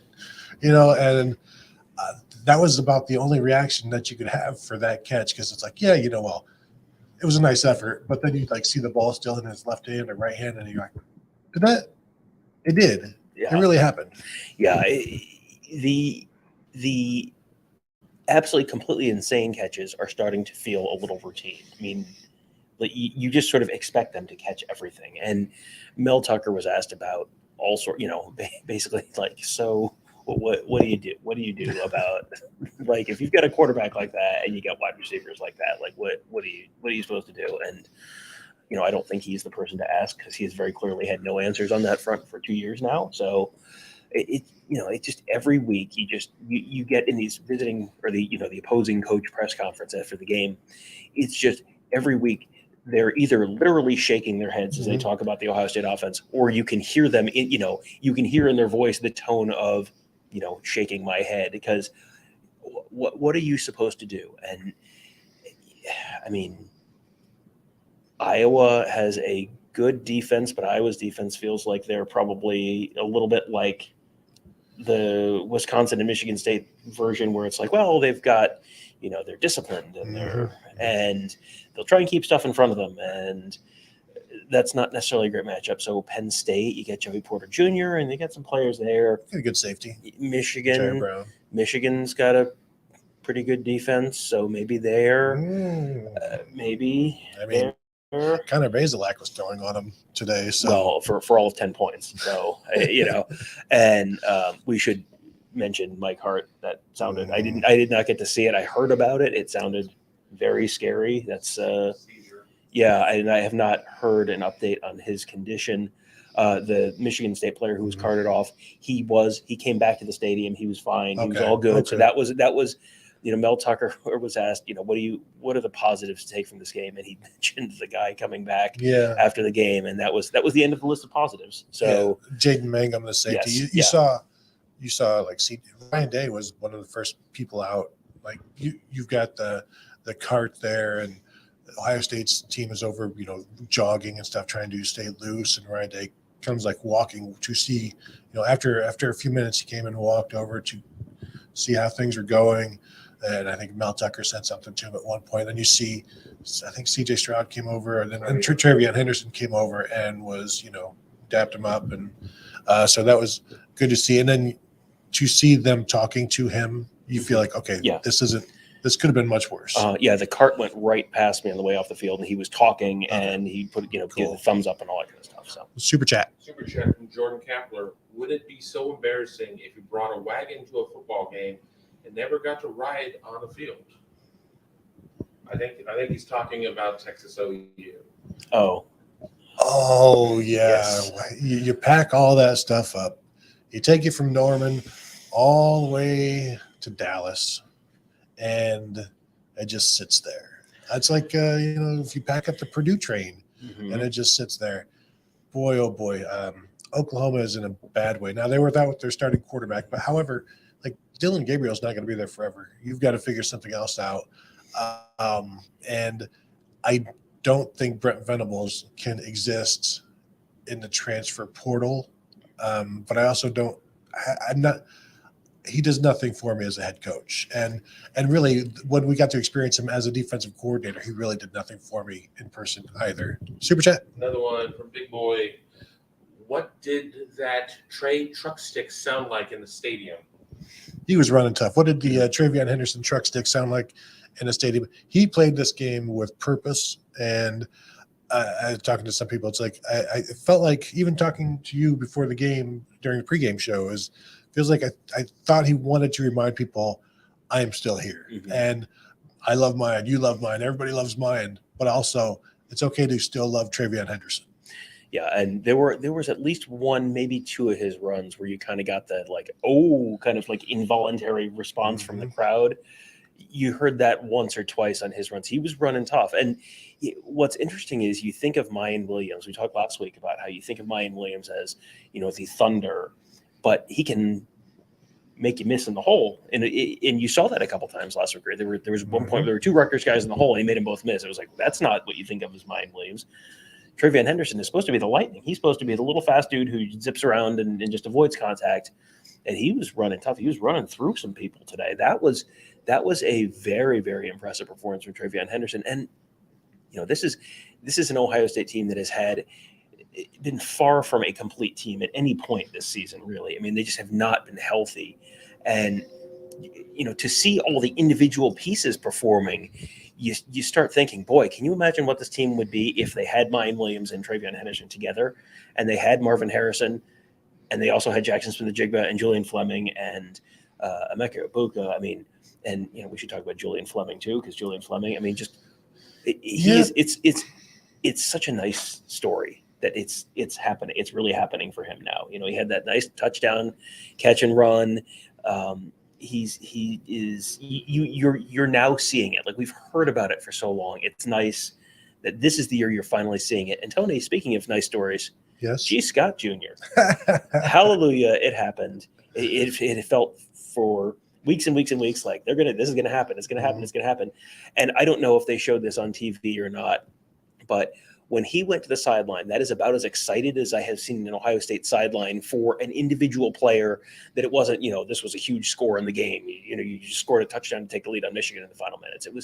It was just very excited for him. And it was like the whole offense was coming off the sideline to greet him as he came off the field and celebrate with him. That was a very cool moment to see. Yeah, those celebrations started right away, like out on the field even. You could see he was happy. Everybody was super happy for him. And they're coming off the sideline to congratulate him. So that was very cool. Julian Fleming has now played in 4 games this year, has a touchdown, at least one touchdown in each game, had 2 touchdowns a week or 2 ago. And for him, 4 catches for 81 yards. One of the things I like about this, 4 targets, 4 catches. Yeah. 6 targets for Emeka, 5 catches. 9 targets for Marvin Harrison, 7 catches. Like, the efficiency of this passing game is ridiculous, and it doesn't matter where the throw goes. And CJ Stroud is getting incredible time to throw the ball. But even when teams decide to blitz him, it's like, well, okay, because he will stand in there when he has to and flip it out there to whomever. And it's really you feel bad for these opposing coaches, like, just to put yourself in a situation where like it's an impossible situation. You can't win, but you still have to go out there in front of everybody and try to find a way to do it. It's you feel bad for some of these people when you just have an Ohio State offense that you want to take away the run, we'll let you try, but then we're going to throw the ball and probably still run. You want to take away the pass, you can try, but then we're going to run the ball and still probably also pass it. Yeah, this is a game that I think, if you really, really were honest, I think that 2/3, like, if you could really get a straight answer, I think between a half to 2/3 of the Big Ten coaching staffs would say you go in going, yeah, we got no shot. Like, we got no shot. And, there are, Penn State does not feel that way, I'm sure. Michigan does not feel that way, I'm sure. I cannot fathom that Mel Tucker walked into the stadium today with, this is how we're going to win this game. And it was, and the plan involved something other than the phrase, and then a miracle happened. That's the game plan, is like, like how when Genghis Khan was trying to invade Japan, and the divine winds, a storm came up in the Sea of Japan and sunk all their ships, and okay, maybe, there were winds. They were apparently not divine enough to keep the Ohio State offense from doing whatever they wanted to. CJ Stroud blitzing him is just, it's like Mongo from Blazing Saddles, when he's like, "Oh, just shoot him." It's like, "Oh, don't do that. You'll just make him mad." Like, don't blitz CJ's shot. You're just going to make him mad.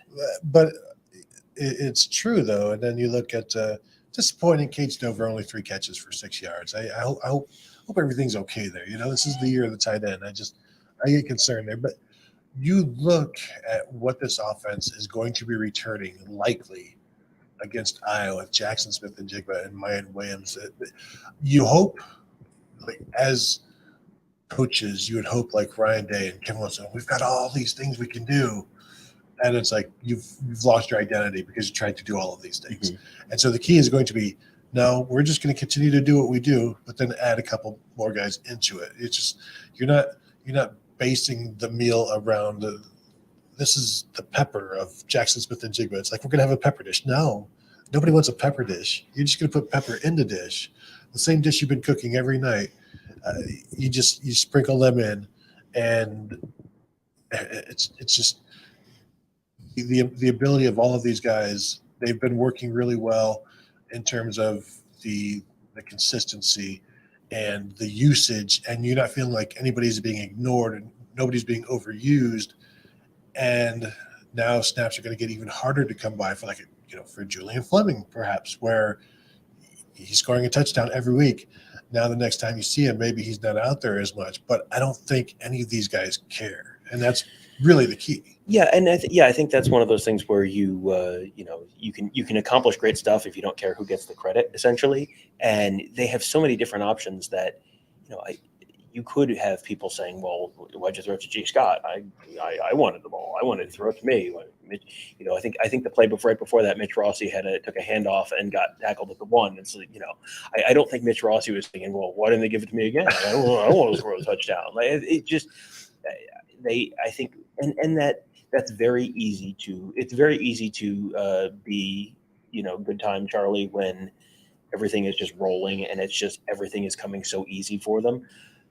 But as long as they keep doing things the way they're doing them, I think the good times are probably going to continue rolling for at least the foreseeable future for Ohio State. And the road will get tougher, but the road probably doesn't get tougher until New Year's Eve. I mean, Michigan, maybe Penn State.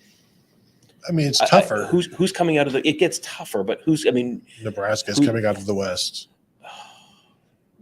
That might be the most cursed thing. Remember when Nebraska was in the last time Nebraska was in the Big Ten championship and Wisconsin put a 70 spot on them? Like an 8-5, yeah, 8-win Wisconsin team. It might happen. I think it probably happen again, especially if Ohio State at that point is jockeying for like the number 1 overall. Well, and this is a year when you're going to want that number 1 overall spot, and so it might get that.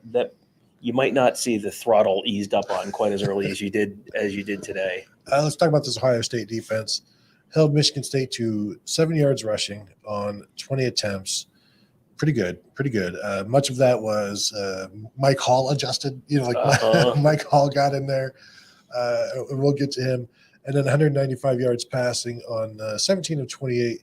So you look, and the strength of Michigan State's team basically is their passing game. Like if they have a strength, their strongest weakness, their least weakness, right, is passing the ball, throwing the ball. Ohio State's biggest weakness is pass defense, at least in the secondary. And you saw some of that, except it still only ended up to 195 yards. And big whoop. I mean, if it's 295 yards, big whoop. How many times are they getting into the end zone when it really matters? And so, Cam Brown had some issues, but there's like one bad drive and it led to a touchdown. And if you only have one bad drive defensively, you're going to be okay. And so, just watching this, I want to talk about Mike Hall because he did not play for the first couple of series. It was like, oh no, they're going to hold him out again like they did a couple weeks ago. And then there was like a 3rd and long and passing down. It's like, oh, here comes Mike Hall. And so then it became clear like he is like he's the pass rush specialist while he's being getting back to 100% or whatever. He didn't really go into detail after the game. We talked to him after the game. Didn't really go into too much detail about what was going on. I think this might have been some more load management stuff. And it's like you've got this your nose tackle, Tom, is your pass rush specialist. So he ended up with 2.5 sacks. Probably should have had 3, but it's okay to give somebody else half of his sack. He had another one that was wiped out by Zach Harrison, hands to the face. It's like you would just see him come in on 3rd down. It's like, oh, here comes my call. And he was like, the offensive linemen were also saying, here comes 51's in. Here comes 51. So it's like, I was like, how does that make you feel as a player? He's like, well, it's it shows some respect, but it's not about me. I don't want to shortchange anybody else. They were worried about all of us. Well, and they were right to be worried about all of them because there was nothing came easy for Michigan State on offense, really. I mean, the longest run of the day was a Peyton Thorne scramble for 8 yards. All the other running backs, it's like long of 5, long of 6. There was just nothing. And Mel Tucker said after the game, it's very difficult to do it, to be one-dimensional. You can't be one-dimensional because then it's way too easy for them to stop you. And poor Peyton Thorne. I felt so bad for Peyton Thorne. He came out to talk right before Mel Tucker did, and he just he's doing his very best to put a happy face on it. But 4 losses in a row, and they just he was basically asked like, so it's pretty impossible to do your job when you constantly have people right in your face, huh? And he did a very nice job trying to, I have to do a better job getting the ball out earlier and all that. And I was like, that was a tremendous teammate answer. Well done there. But yeah, I mean, what do you, the honest answer there from him is you're like, yeah, man, what do you want me to do? Like I have 0.3 seconds and then Mike Hall is right up in my face, or and there were a bunch of times when I was watching, and I would watch one player, Jack Sawyer coming off the edge or something like that, and you're looking in there, they're showing that he's going to come off the edge, and he takes one step and then he drops back, and then you see there was one where I saw Josh Proctor come just like out of the corner of my eye. I was watching the edge rusher on that play, and out of the corner of my eye, there's Josh Proctor coming right up the A gap and coming fast. Like I was directly behind the quarterback on that one. It's like, let me tell you how fast that is coming at you. It's like those nature films where it's just like you see the. I don't think this is going to end well for this gazelle. No. And I think on that one, Peyton Thorne got the ball out, but I think it was an incomplete pass. And he just like, what? Yeah, man, what do you want me to do? That was that he didn't say that, but he could have. Mike Hall said he played about 10 snaps in this game, and then I asked him about, well, what about the one where you kind of got blocked outside, and Peyton Thorne just ran to you? He's like, yeah, that was a pretty good one. He just came right to me. And like Peyton Thorne probably don't have to worry about number 51. He's way out there. And then he gets flushed out and like right into Mike Hall's arms. And I was like, oh, this is a pretty easy sack, I must say. So I didn't get a chance to ask him. So do you think he'll grade out a champion this week? You know what? He was I was walking behind the bench because Michigan State, the amount of space on the sidelines at Michigan State, it's like they put it's maybe 2 feet, 2.5 feet behind from the back of the Ohio State bench to the wall. So you are right there walking past them. And Mike Hall was talking about someone grading out as a champion as I walked past. And I didn't hear the context, so I didn't know who he was talking about, but it was something like, I bet he grades out as a champion or something like that. So it's funny that you mentioned that. I had forgotten about that. But yeah, that's yes, I also bet he grades out as a champion. In my professional opinion, he probably should. Yeah, and what if you just critique the six times he didn't get to the quarterback? Yeah, it's like you failed. That's like 60% of the time you fail every time. The receivers, like Jaden Reed, is a really good receiver. They kind of held him in check. He had a good series. Kevin, super chat. I have a super chat, and then and I think this one is about what I wanted to bring up. Jeff Hines, they don't have any offensive plays for McCord. There's a lot of concern in the chat about you bring in McCord, you bring in the twos, and you don't run an offense. Some people are concerned, are they not good enough? And I've been explaining in the chat that they're calling off the dogs, and people are not about that. Yeah, and concerning Kyle McCord not getting to actually run the offense when he's in, and people in the chat are concerned. And Buckeye fans in general, I think, would like to see Kyle McCord get some play. We've talked about it in the pregame. Ryan Day has said it's a fine line between getting somebody work and throwing the ball and showing up the opponent. And that's what he talked about it this week. It's like, and he'll probably talk about it every week in the Big Ten, because that's just how a lot of these games are going to go. But at some point, you have to worry about yourself. You're the coach of your team. You're not the coach of the other team. Someone is getting paid $95 million to coach the other team. So I don't know. Figure it out, man. I don't know. That ain't my problem is the correct answer there. And I know, there was all sorts of bad blood last week about the fake punt and you don't want to be the bad guy and yada, yada, yada. You got to coach your team. You got to, and he did what I had been hoping he would do for a while, which was put Kyle McCord out there with the ones. It was at least one, maybe with two the drives. First team offensive line. First team offensive line. Yes. Not the receivers. Yes. Yeah, it was Ballard and Xavier Johnson and Reese Yeah, Stockdale. 87, yeah. Mhm. So. How about Xavier Johnson playing That was- running back? yeah.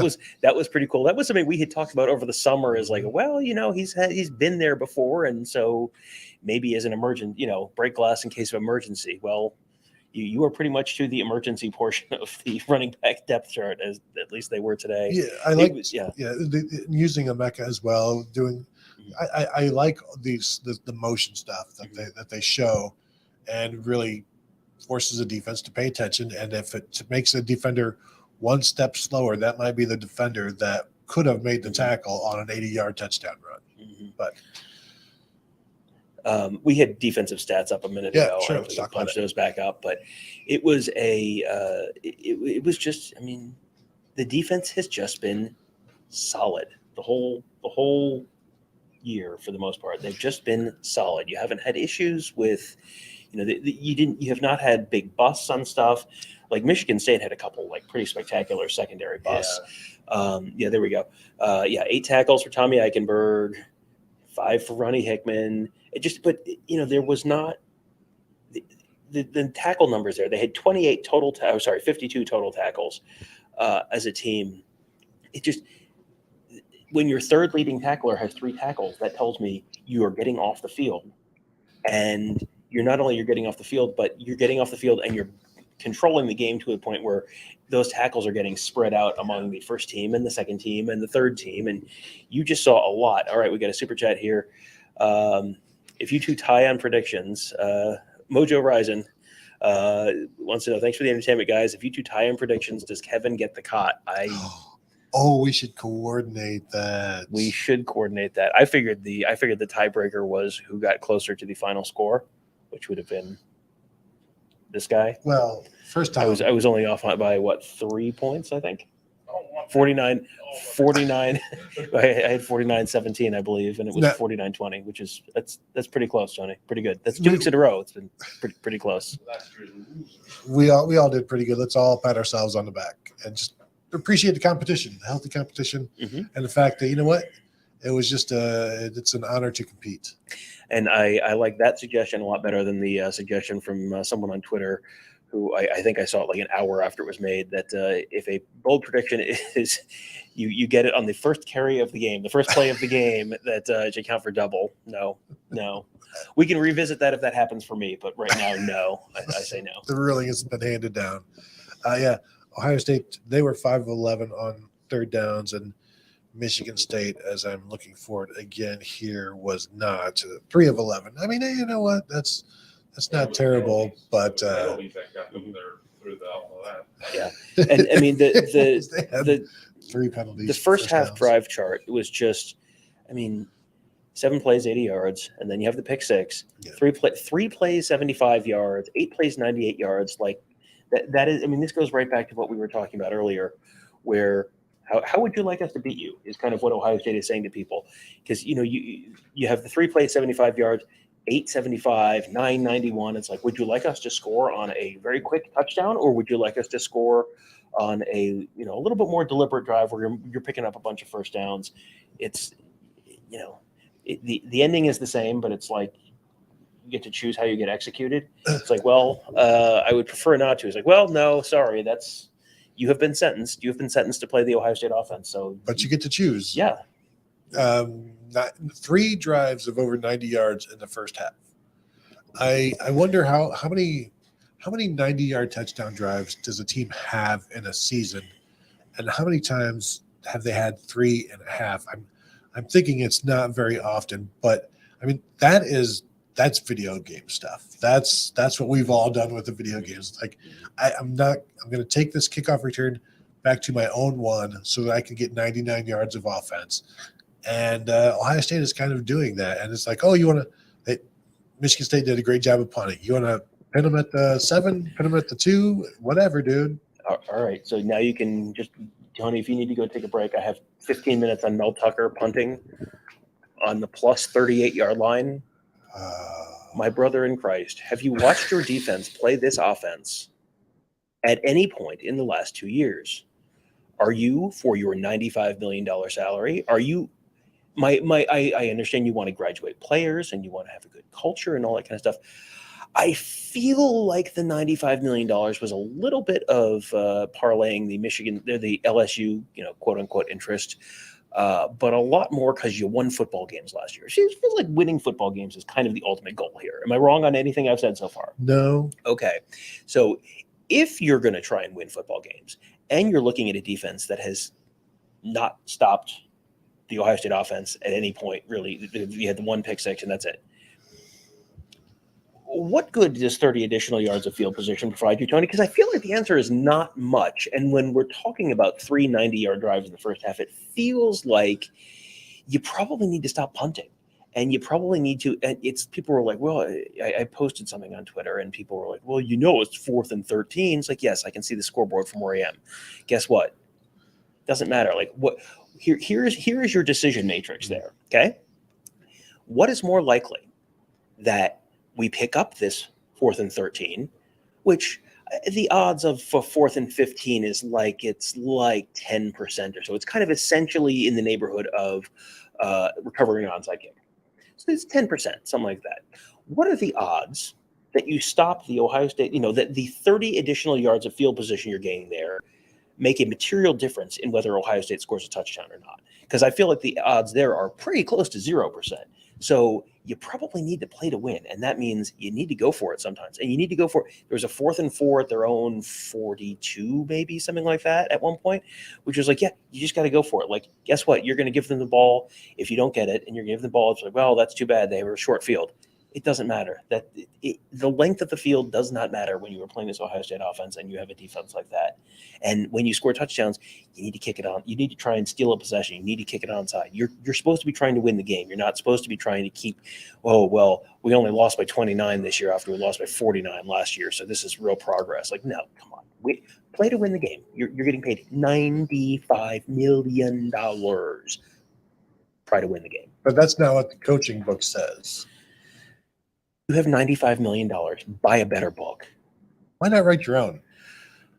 But yes, Kevin, go ahead with the super chat. Yeah, Jason, another game, another successful kickoff into the corner.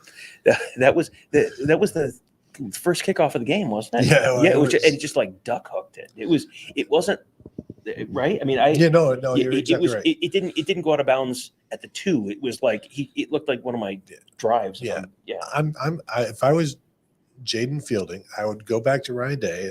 Somebody mentioned he was getting chewed out a little bit and be like, the wind started to blow the ball off the tee, and that's what made me kick it. That's what made me hook it and pull it.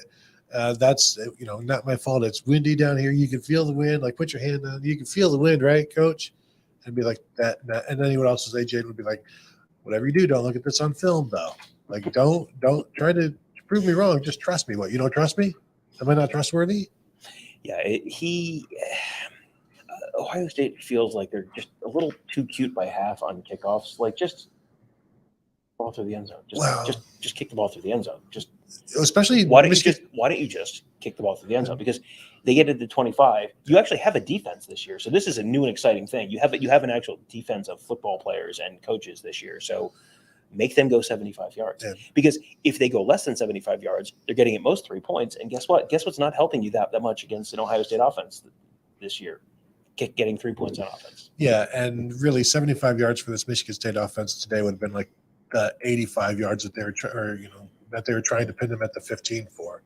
But getting back to the Mel Tucker punt from the 38, like going for 4th and 13 or whatever, it's more than 10% against this pass defense the way it was today. Like they were having some success. And so throw it up, maybe get a pass interference. You know, they were attacking Cam Brown. Then they attacked J.K. Johnson came in. They went right at him. So it's like they were aware of what Ohio, and they also didn't seem to fear them in one-on-one situations. They attacked them. So why not stay aggressive like that? And you know, you can't just rely on gifts from C.J. Stroud. It's no way to win. Yeah, C.J. Stroud is kind of stingy with it. You know, he was very generous with his teammates, got them all suits and all that. But boy, not so generous with opposing defenses. He gave him the one. That was it. Yeah, I don't know.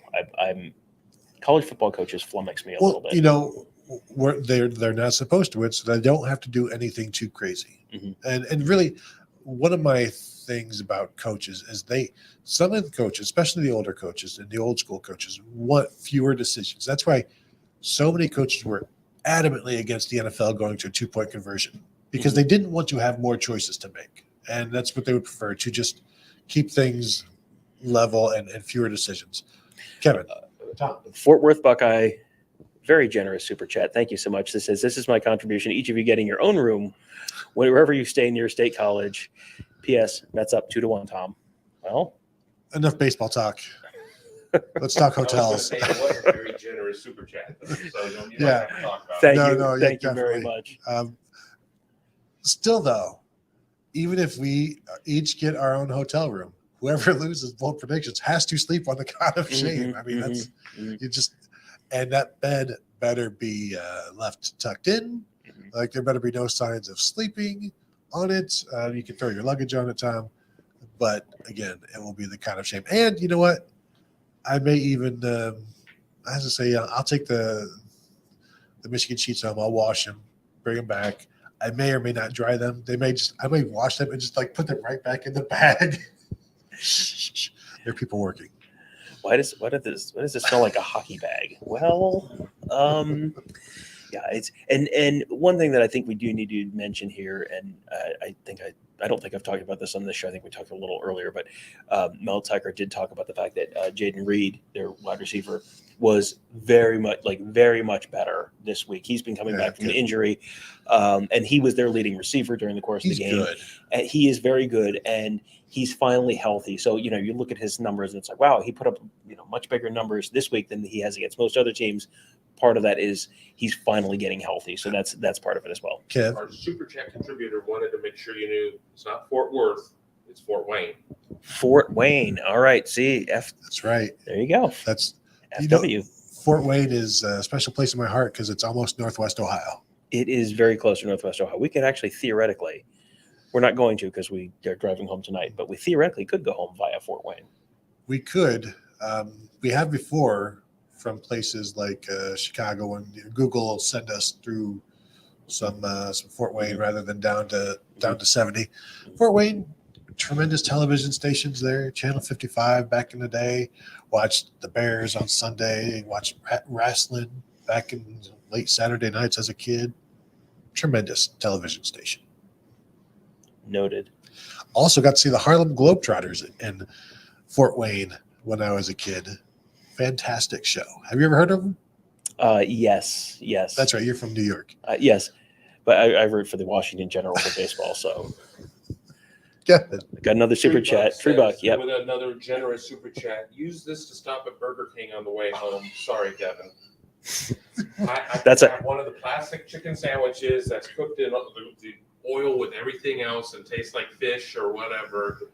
But sure. Maybe we do a hungry huddle. Kevin said it was generous. I think, Tony, that Tree Buck just gave us a whopper of a super chat. Oh, look what you did. Thank you very much for that. We will not waste that super chat. That will be put to good use. And that's tremendous. I can't wait for that. Now we just have to drive, hoping for it open. And the good news is we might get out of here early enough to actually hit someplace that is still open. Yes, and I told you right before we started recording that I was watching the opening kickoff, and the thought flashed in my head, "Oh, you never actually went upstairs after getting here, so you didn't actually eat any food." So Well, so Tom, that was a life choice that I made. we do have your 2 meal tickets though, so we can get those to you. You can eat those. No one in the world believes that you didn't. No, we didn't. But we also didn't do anything with those for you. Kevin. Another super chat, another nice one from Jeff Hines. I challenge 4 more people to match the super chat. Thank you, Jeff. Peer pressure I've found throughout my entire life, only thing that works with anything. Like that's how I started to, that's like get out of the crib from seeing other babies do it, driving cars from seeing other 20-year-olds do it, getting a job from seeing other 30-year-olds do it. It's the only way to really live. We were trying to cyber bully one of our fellow members of the Ohio State beat into doing an in-depth research project earlier today, and I think it'll work. I think it's going to work. So yes, peer pressure never fails. What is the ceiling for this Ohio State team at this point? Because I think I'm having trouble adjusting for, number one, quality of competition has not been tremendous, but also you haven't seen Jackson Spencer, but you haven't seen, Mine Williams and Trevion Henderson. I mean, like together much. It's just how is this a team that not just Georgia fans or Alabama fans, Georgia coaches are sitting in their building looking at that and going, well, crap. Yeah. Oh, no, I don't think nobody wants to play Ohio State's offense. And the more you see their defense, like you don't know how good they are, which is also a concern, where you think they're pretty good, but you don't know what necessarily their weakness is. Cornerback, you could probably say that, but you don't really know how good somebody is because you don't know the level of competition that they've been playing. But we could say the same thing about Georgia's defense or Alabama's defense. But I don't think anybody wants to deal with Ohio State's offense, with the things they can do. And this is Ohio State leading the nation and close to leading the nation in points and yards and not having their best receiver to help them do it when they had so much of their offense designed around him. Super chat from Mike Farino. Can we give some love to Denzel Burke today since he's gotten so much hate, me included? Great in coverage. Not sure if he even gave up a catch, and he had a great tackle of Thorne at one point in the line of scrimmage. Yeah, that was a good tackle. He's someone who, as we were up here, it was like I was thinking back. I was like, I know I saw him on the field. Like I've got pictures of him, but I don't have a lot of pictures, like action pictures of him, because he was not necessarily around the ball because they weren't throwing at him. And you said earlier that they were kind of going after Cam Brown, and then when J.K. Johnson went in, they were going after J.K. Johnson.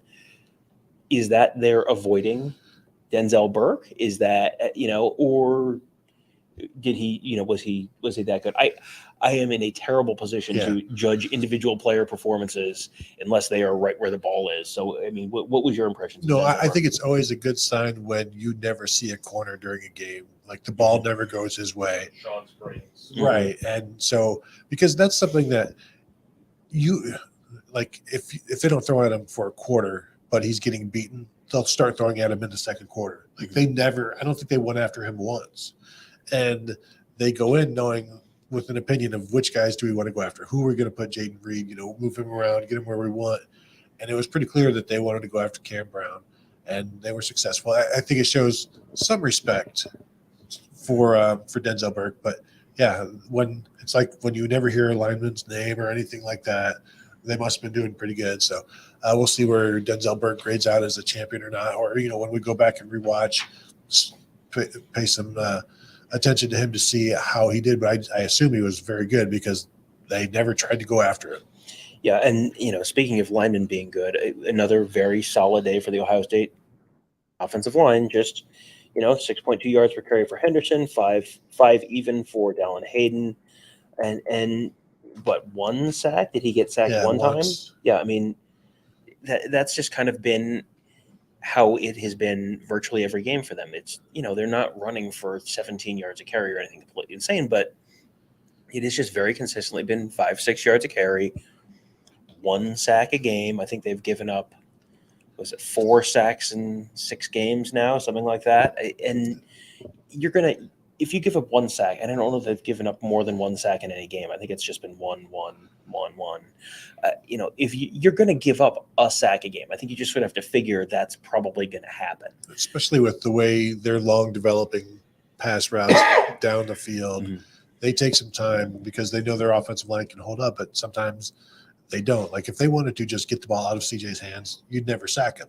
But they want to have these complicated routes and routes off of routes and downfield stuff that leads to a 69-yard touchdown from Emeka Egbuka or 36 or whatever it was for Julian, 51 for Julian Fleming. Like those take time, and so when you dial those up, sometimes the pass cover the pass blocking breaks down. But if it's just once a game, keep doing it. Yeah, exactly. That's like the table stakes is like you just assume there's one. Yeah. Kevin? We've got another super chat. We'll do that first. All right. Super chat from Rick Reese. Dallin Hayden has been a nice surprise. I would say very much. He's, 5 yards a carry, and he's doing 5 yards a carry at a time when generally if he's in, the other team is probably assuming run. So you probably, in another circumstance, maybe bump another yard or something on that number. Yeah, and before the game, I put him at over under of like 52.5, and you said over. Finished with 70 yards on 14 carries. A guy who just gets going quickly. There's no dancing. He just wants to get to the line and through the line, and he almost busted a couple. And that's kind of what he does. He almost busts some, and then he'll bust one.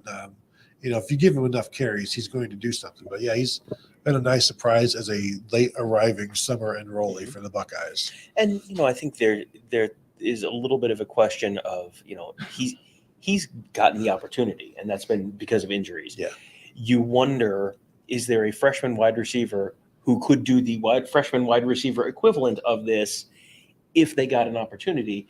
But you just, I've seen Kojo Andrew was out there today. I'm pretty sure Caleb Brown was out there today. We've seen Keon Gray's play. And Keon Gray's play.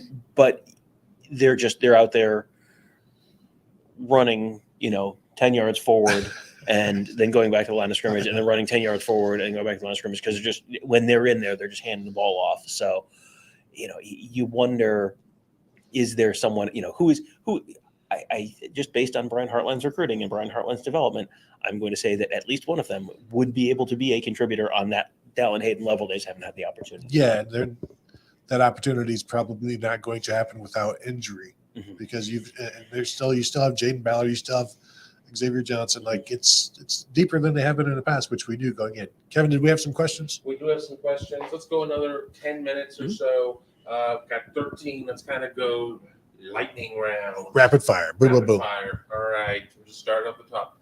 Odysseus, 2002. How was the ketchup in East Lansing, Todd? Ketchup in East Lansing. I wouldn't know. I didn't have any ketchup. But you know who did have ketchup this weekend? Both of you guys. Mm-hmm. Well, I put it on. Did I have ketchup? You had ketchup today. I put ketchup on French fries, which is gross. Yeah, that's worse. But so I did not have any ketchup this weekend. I did not have any. Did have no need. I did not eat a steak. Trying to get clean? No, definitely not. Next one. But I haven't. No. I'm sorry. Next one from Scott Varner. Hey Kevin, ask Tom what he thinks about Kevin Wilson's son getting in the game.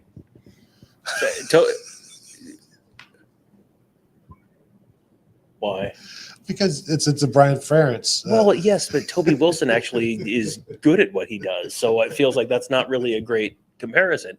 Toby Wilson last year at one point was the backup center as a true freshman walk-on, and he's not there anymore now. I think it's Jacob James is the backup, the number 2 center. But yeah, I mean, he's someone who is I don't think he's ever been.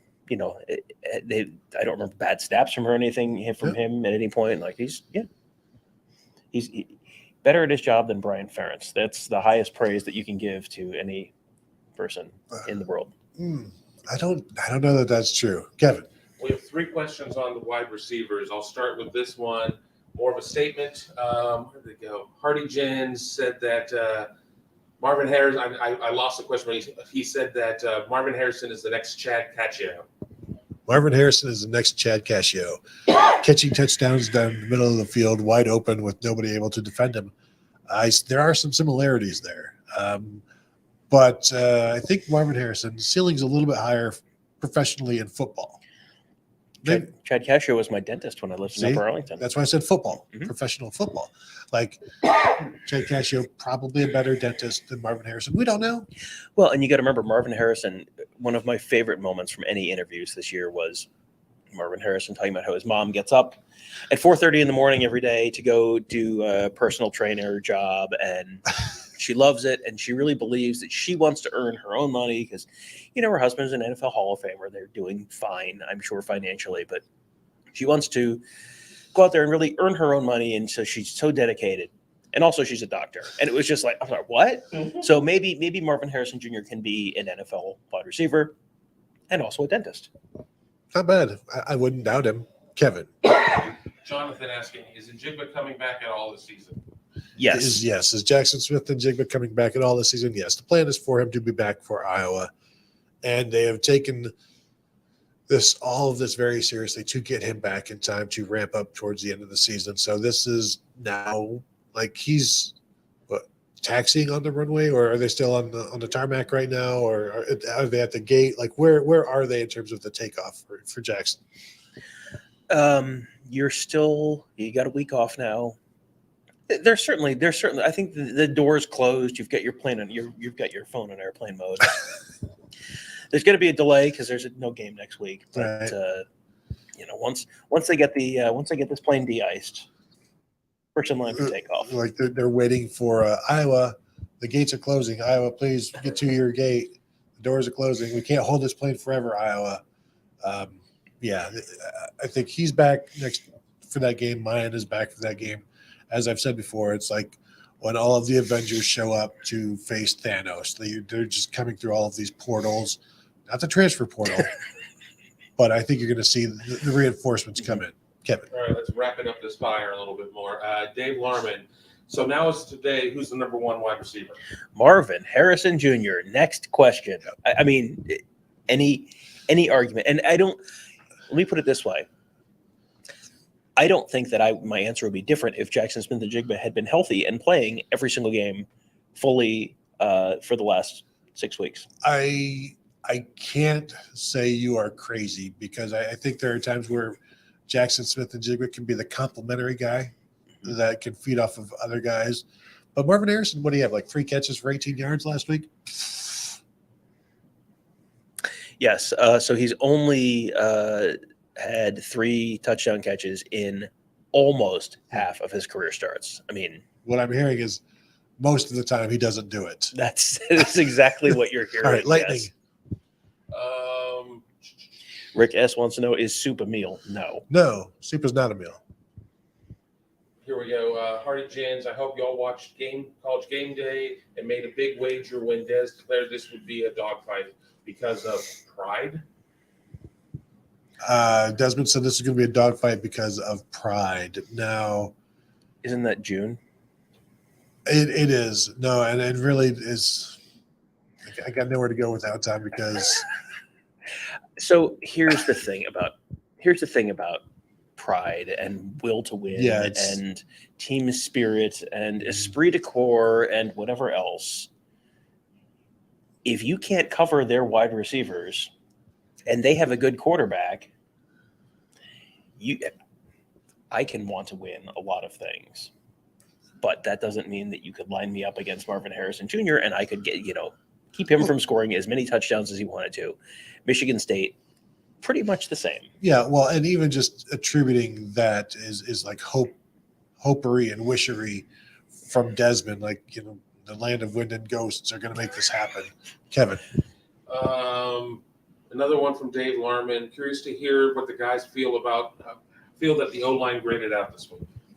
I think the offensive line, they went for over 237 yards rushing, I think.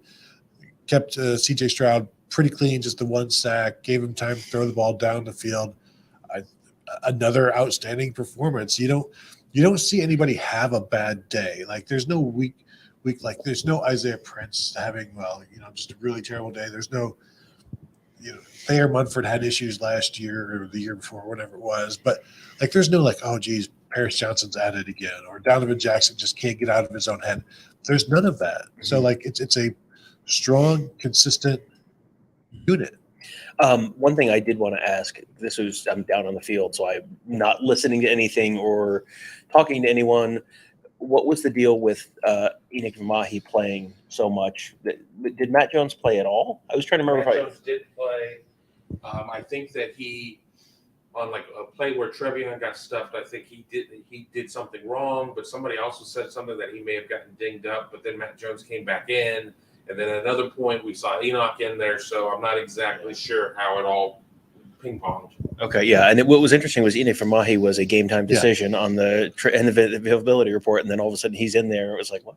So the decision was that he could play. Yeah, and even with him in there, which is, now you don't have the five guys who have the cohesion of having played together all season and yada, yada, yada.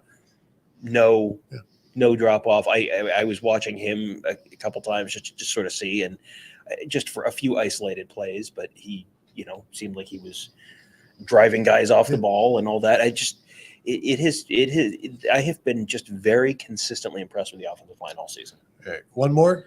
I've got one more, and then Shed would like us to do shot of the day and Heisman numbers. Okay, so we do have some, we'll yes. end on that unless the super chat keeps us on a little bit longer. Last one's from Brian. How much this week do coaches allow these guys to get healthy? Maybe a dial back hitting in practices to let bodies rest. Yeah, this is going to be, I think, a pretty easy week, and then they'll get back into it next week. But they've spent so much time allowing guys to rest basically during the season.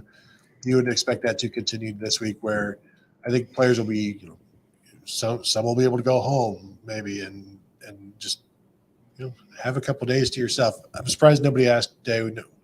There's other stuff to talk about after the game, but maybe when we talk to Ryan Day on Tuesday, we'll be like, so what do you do now?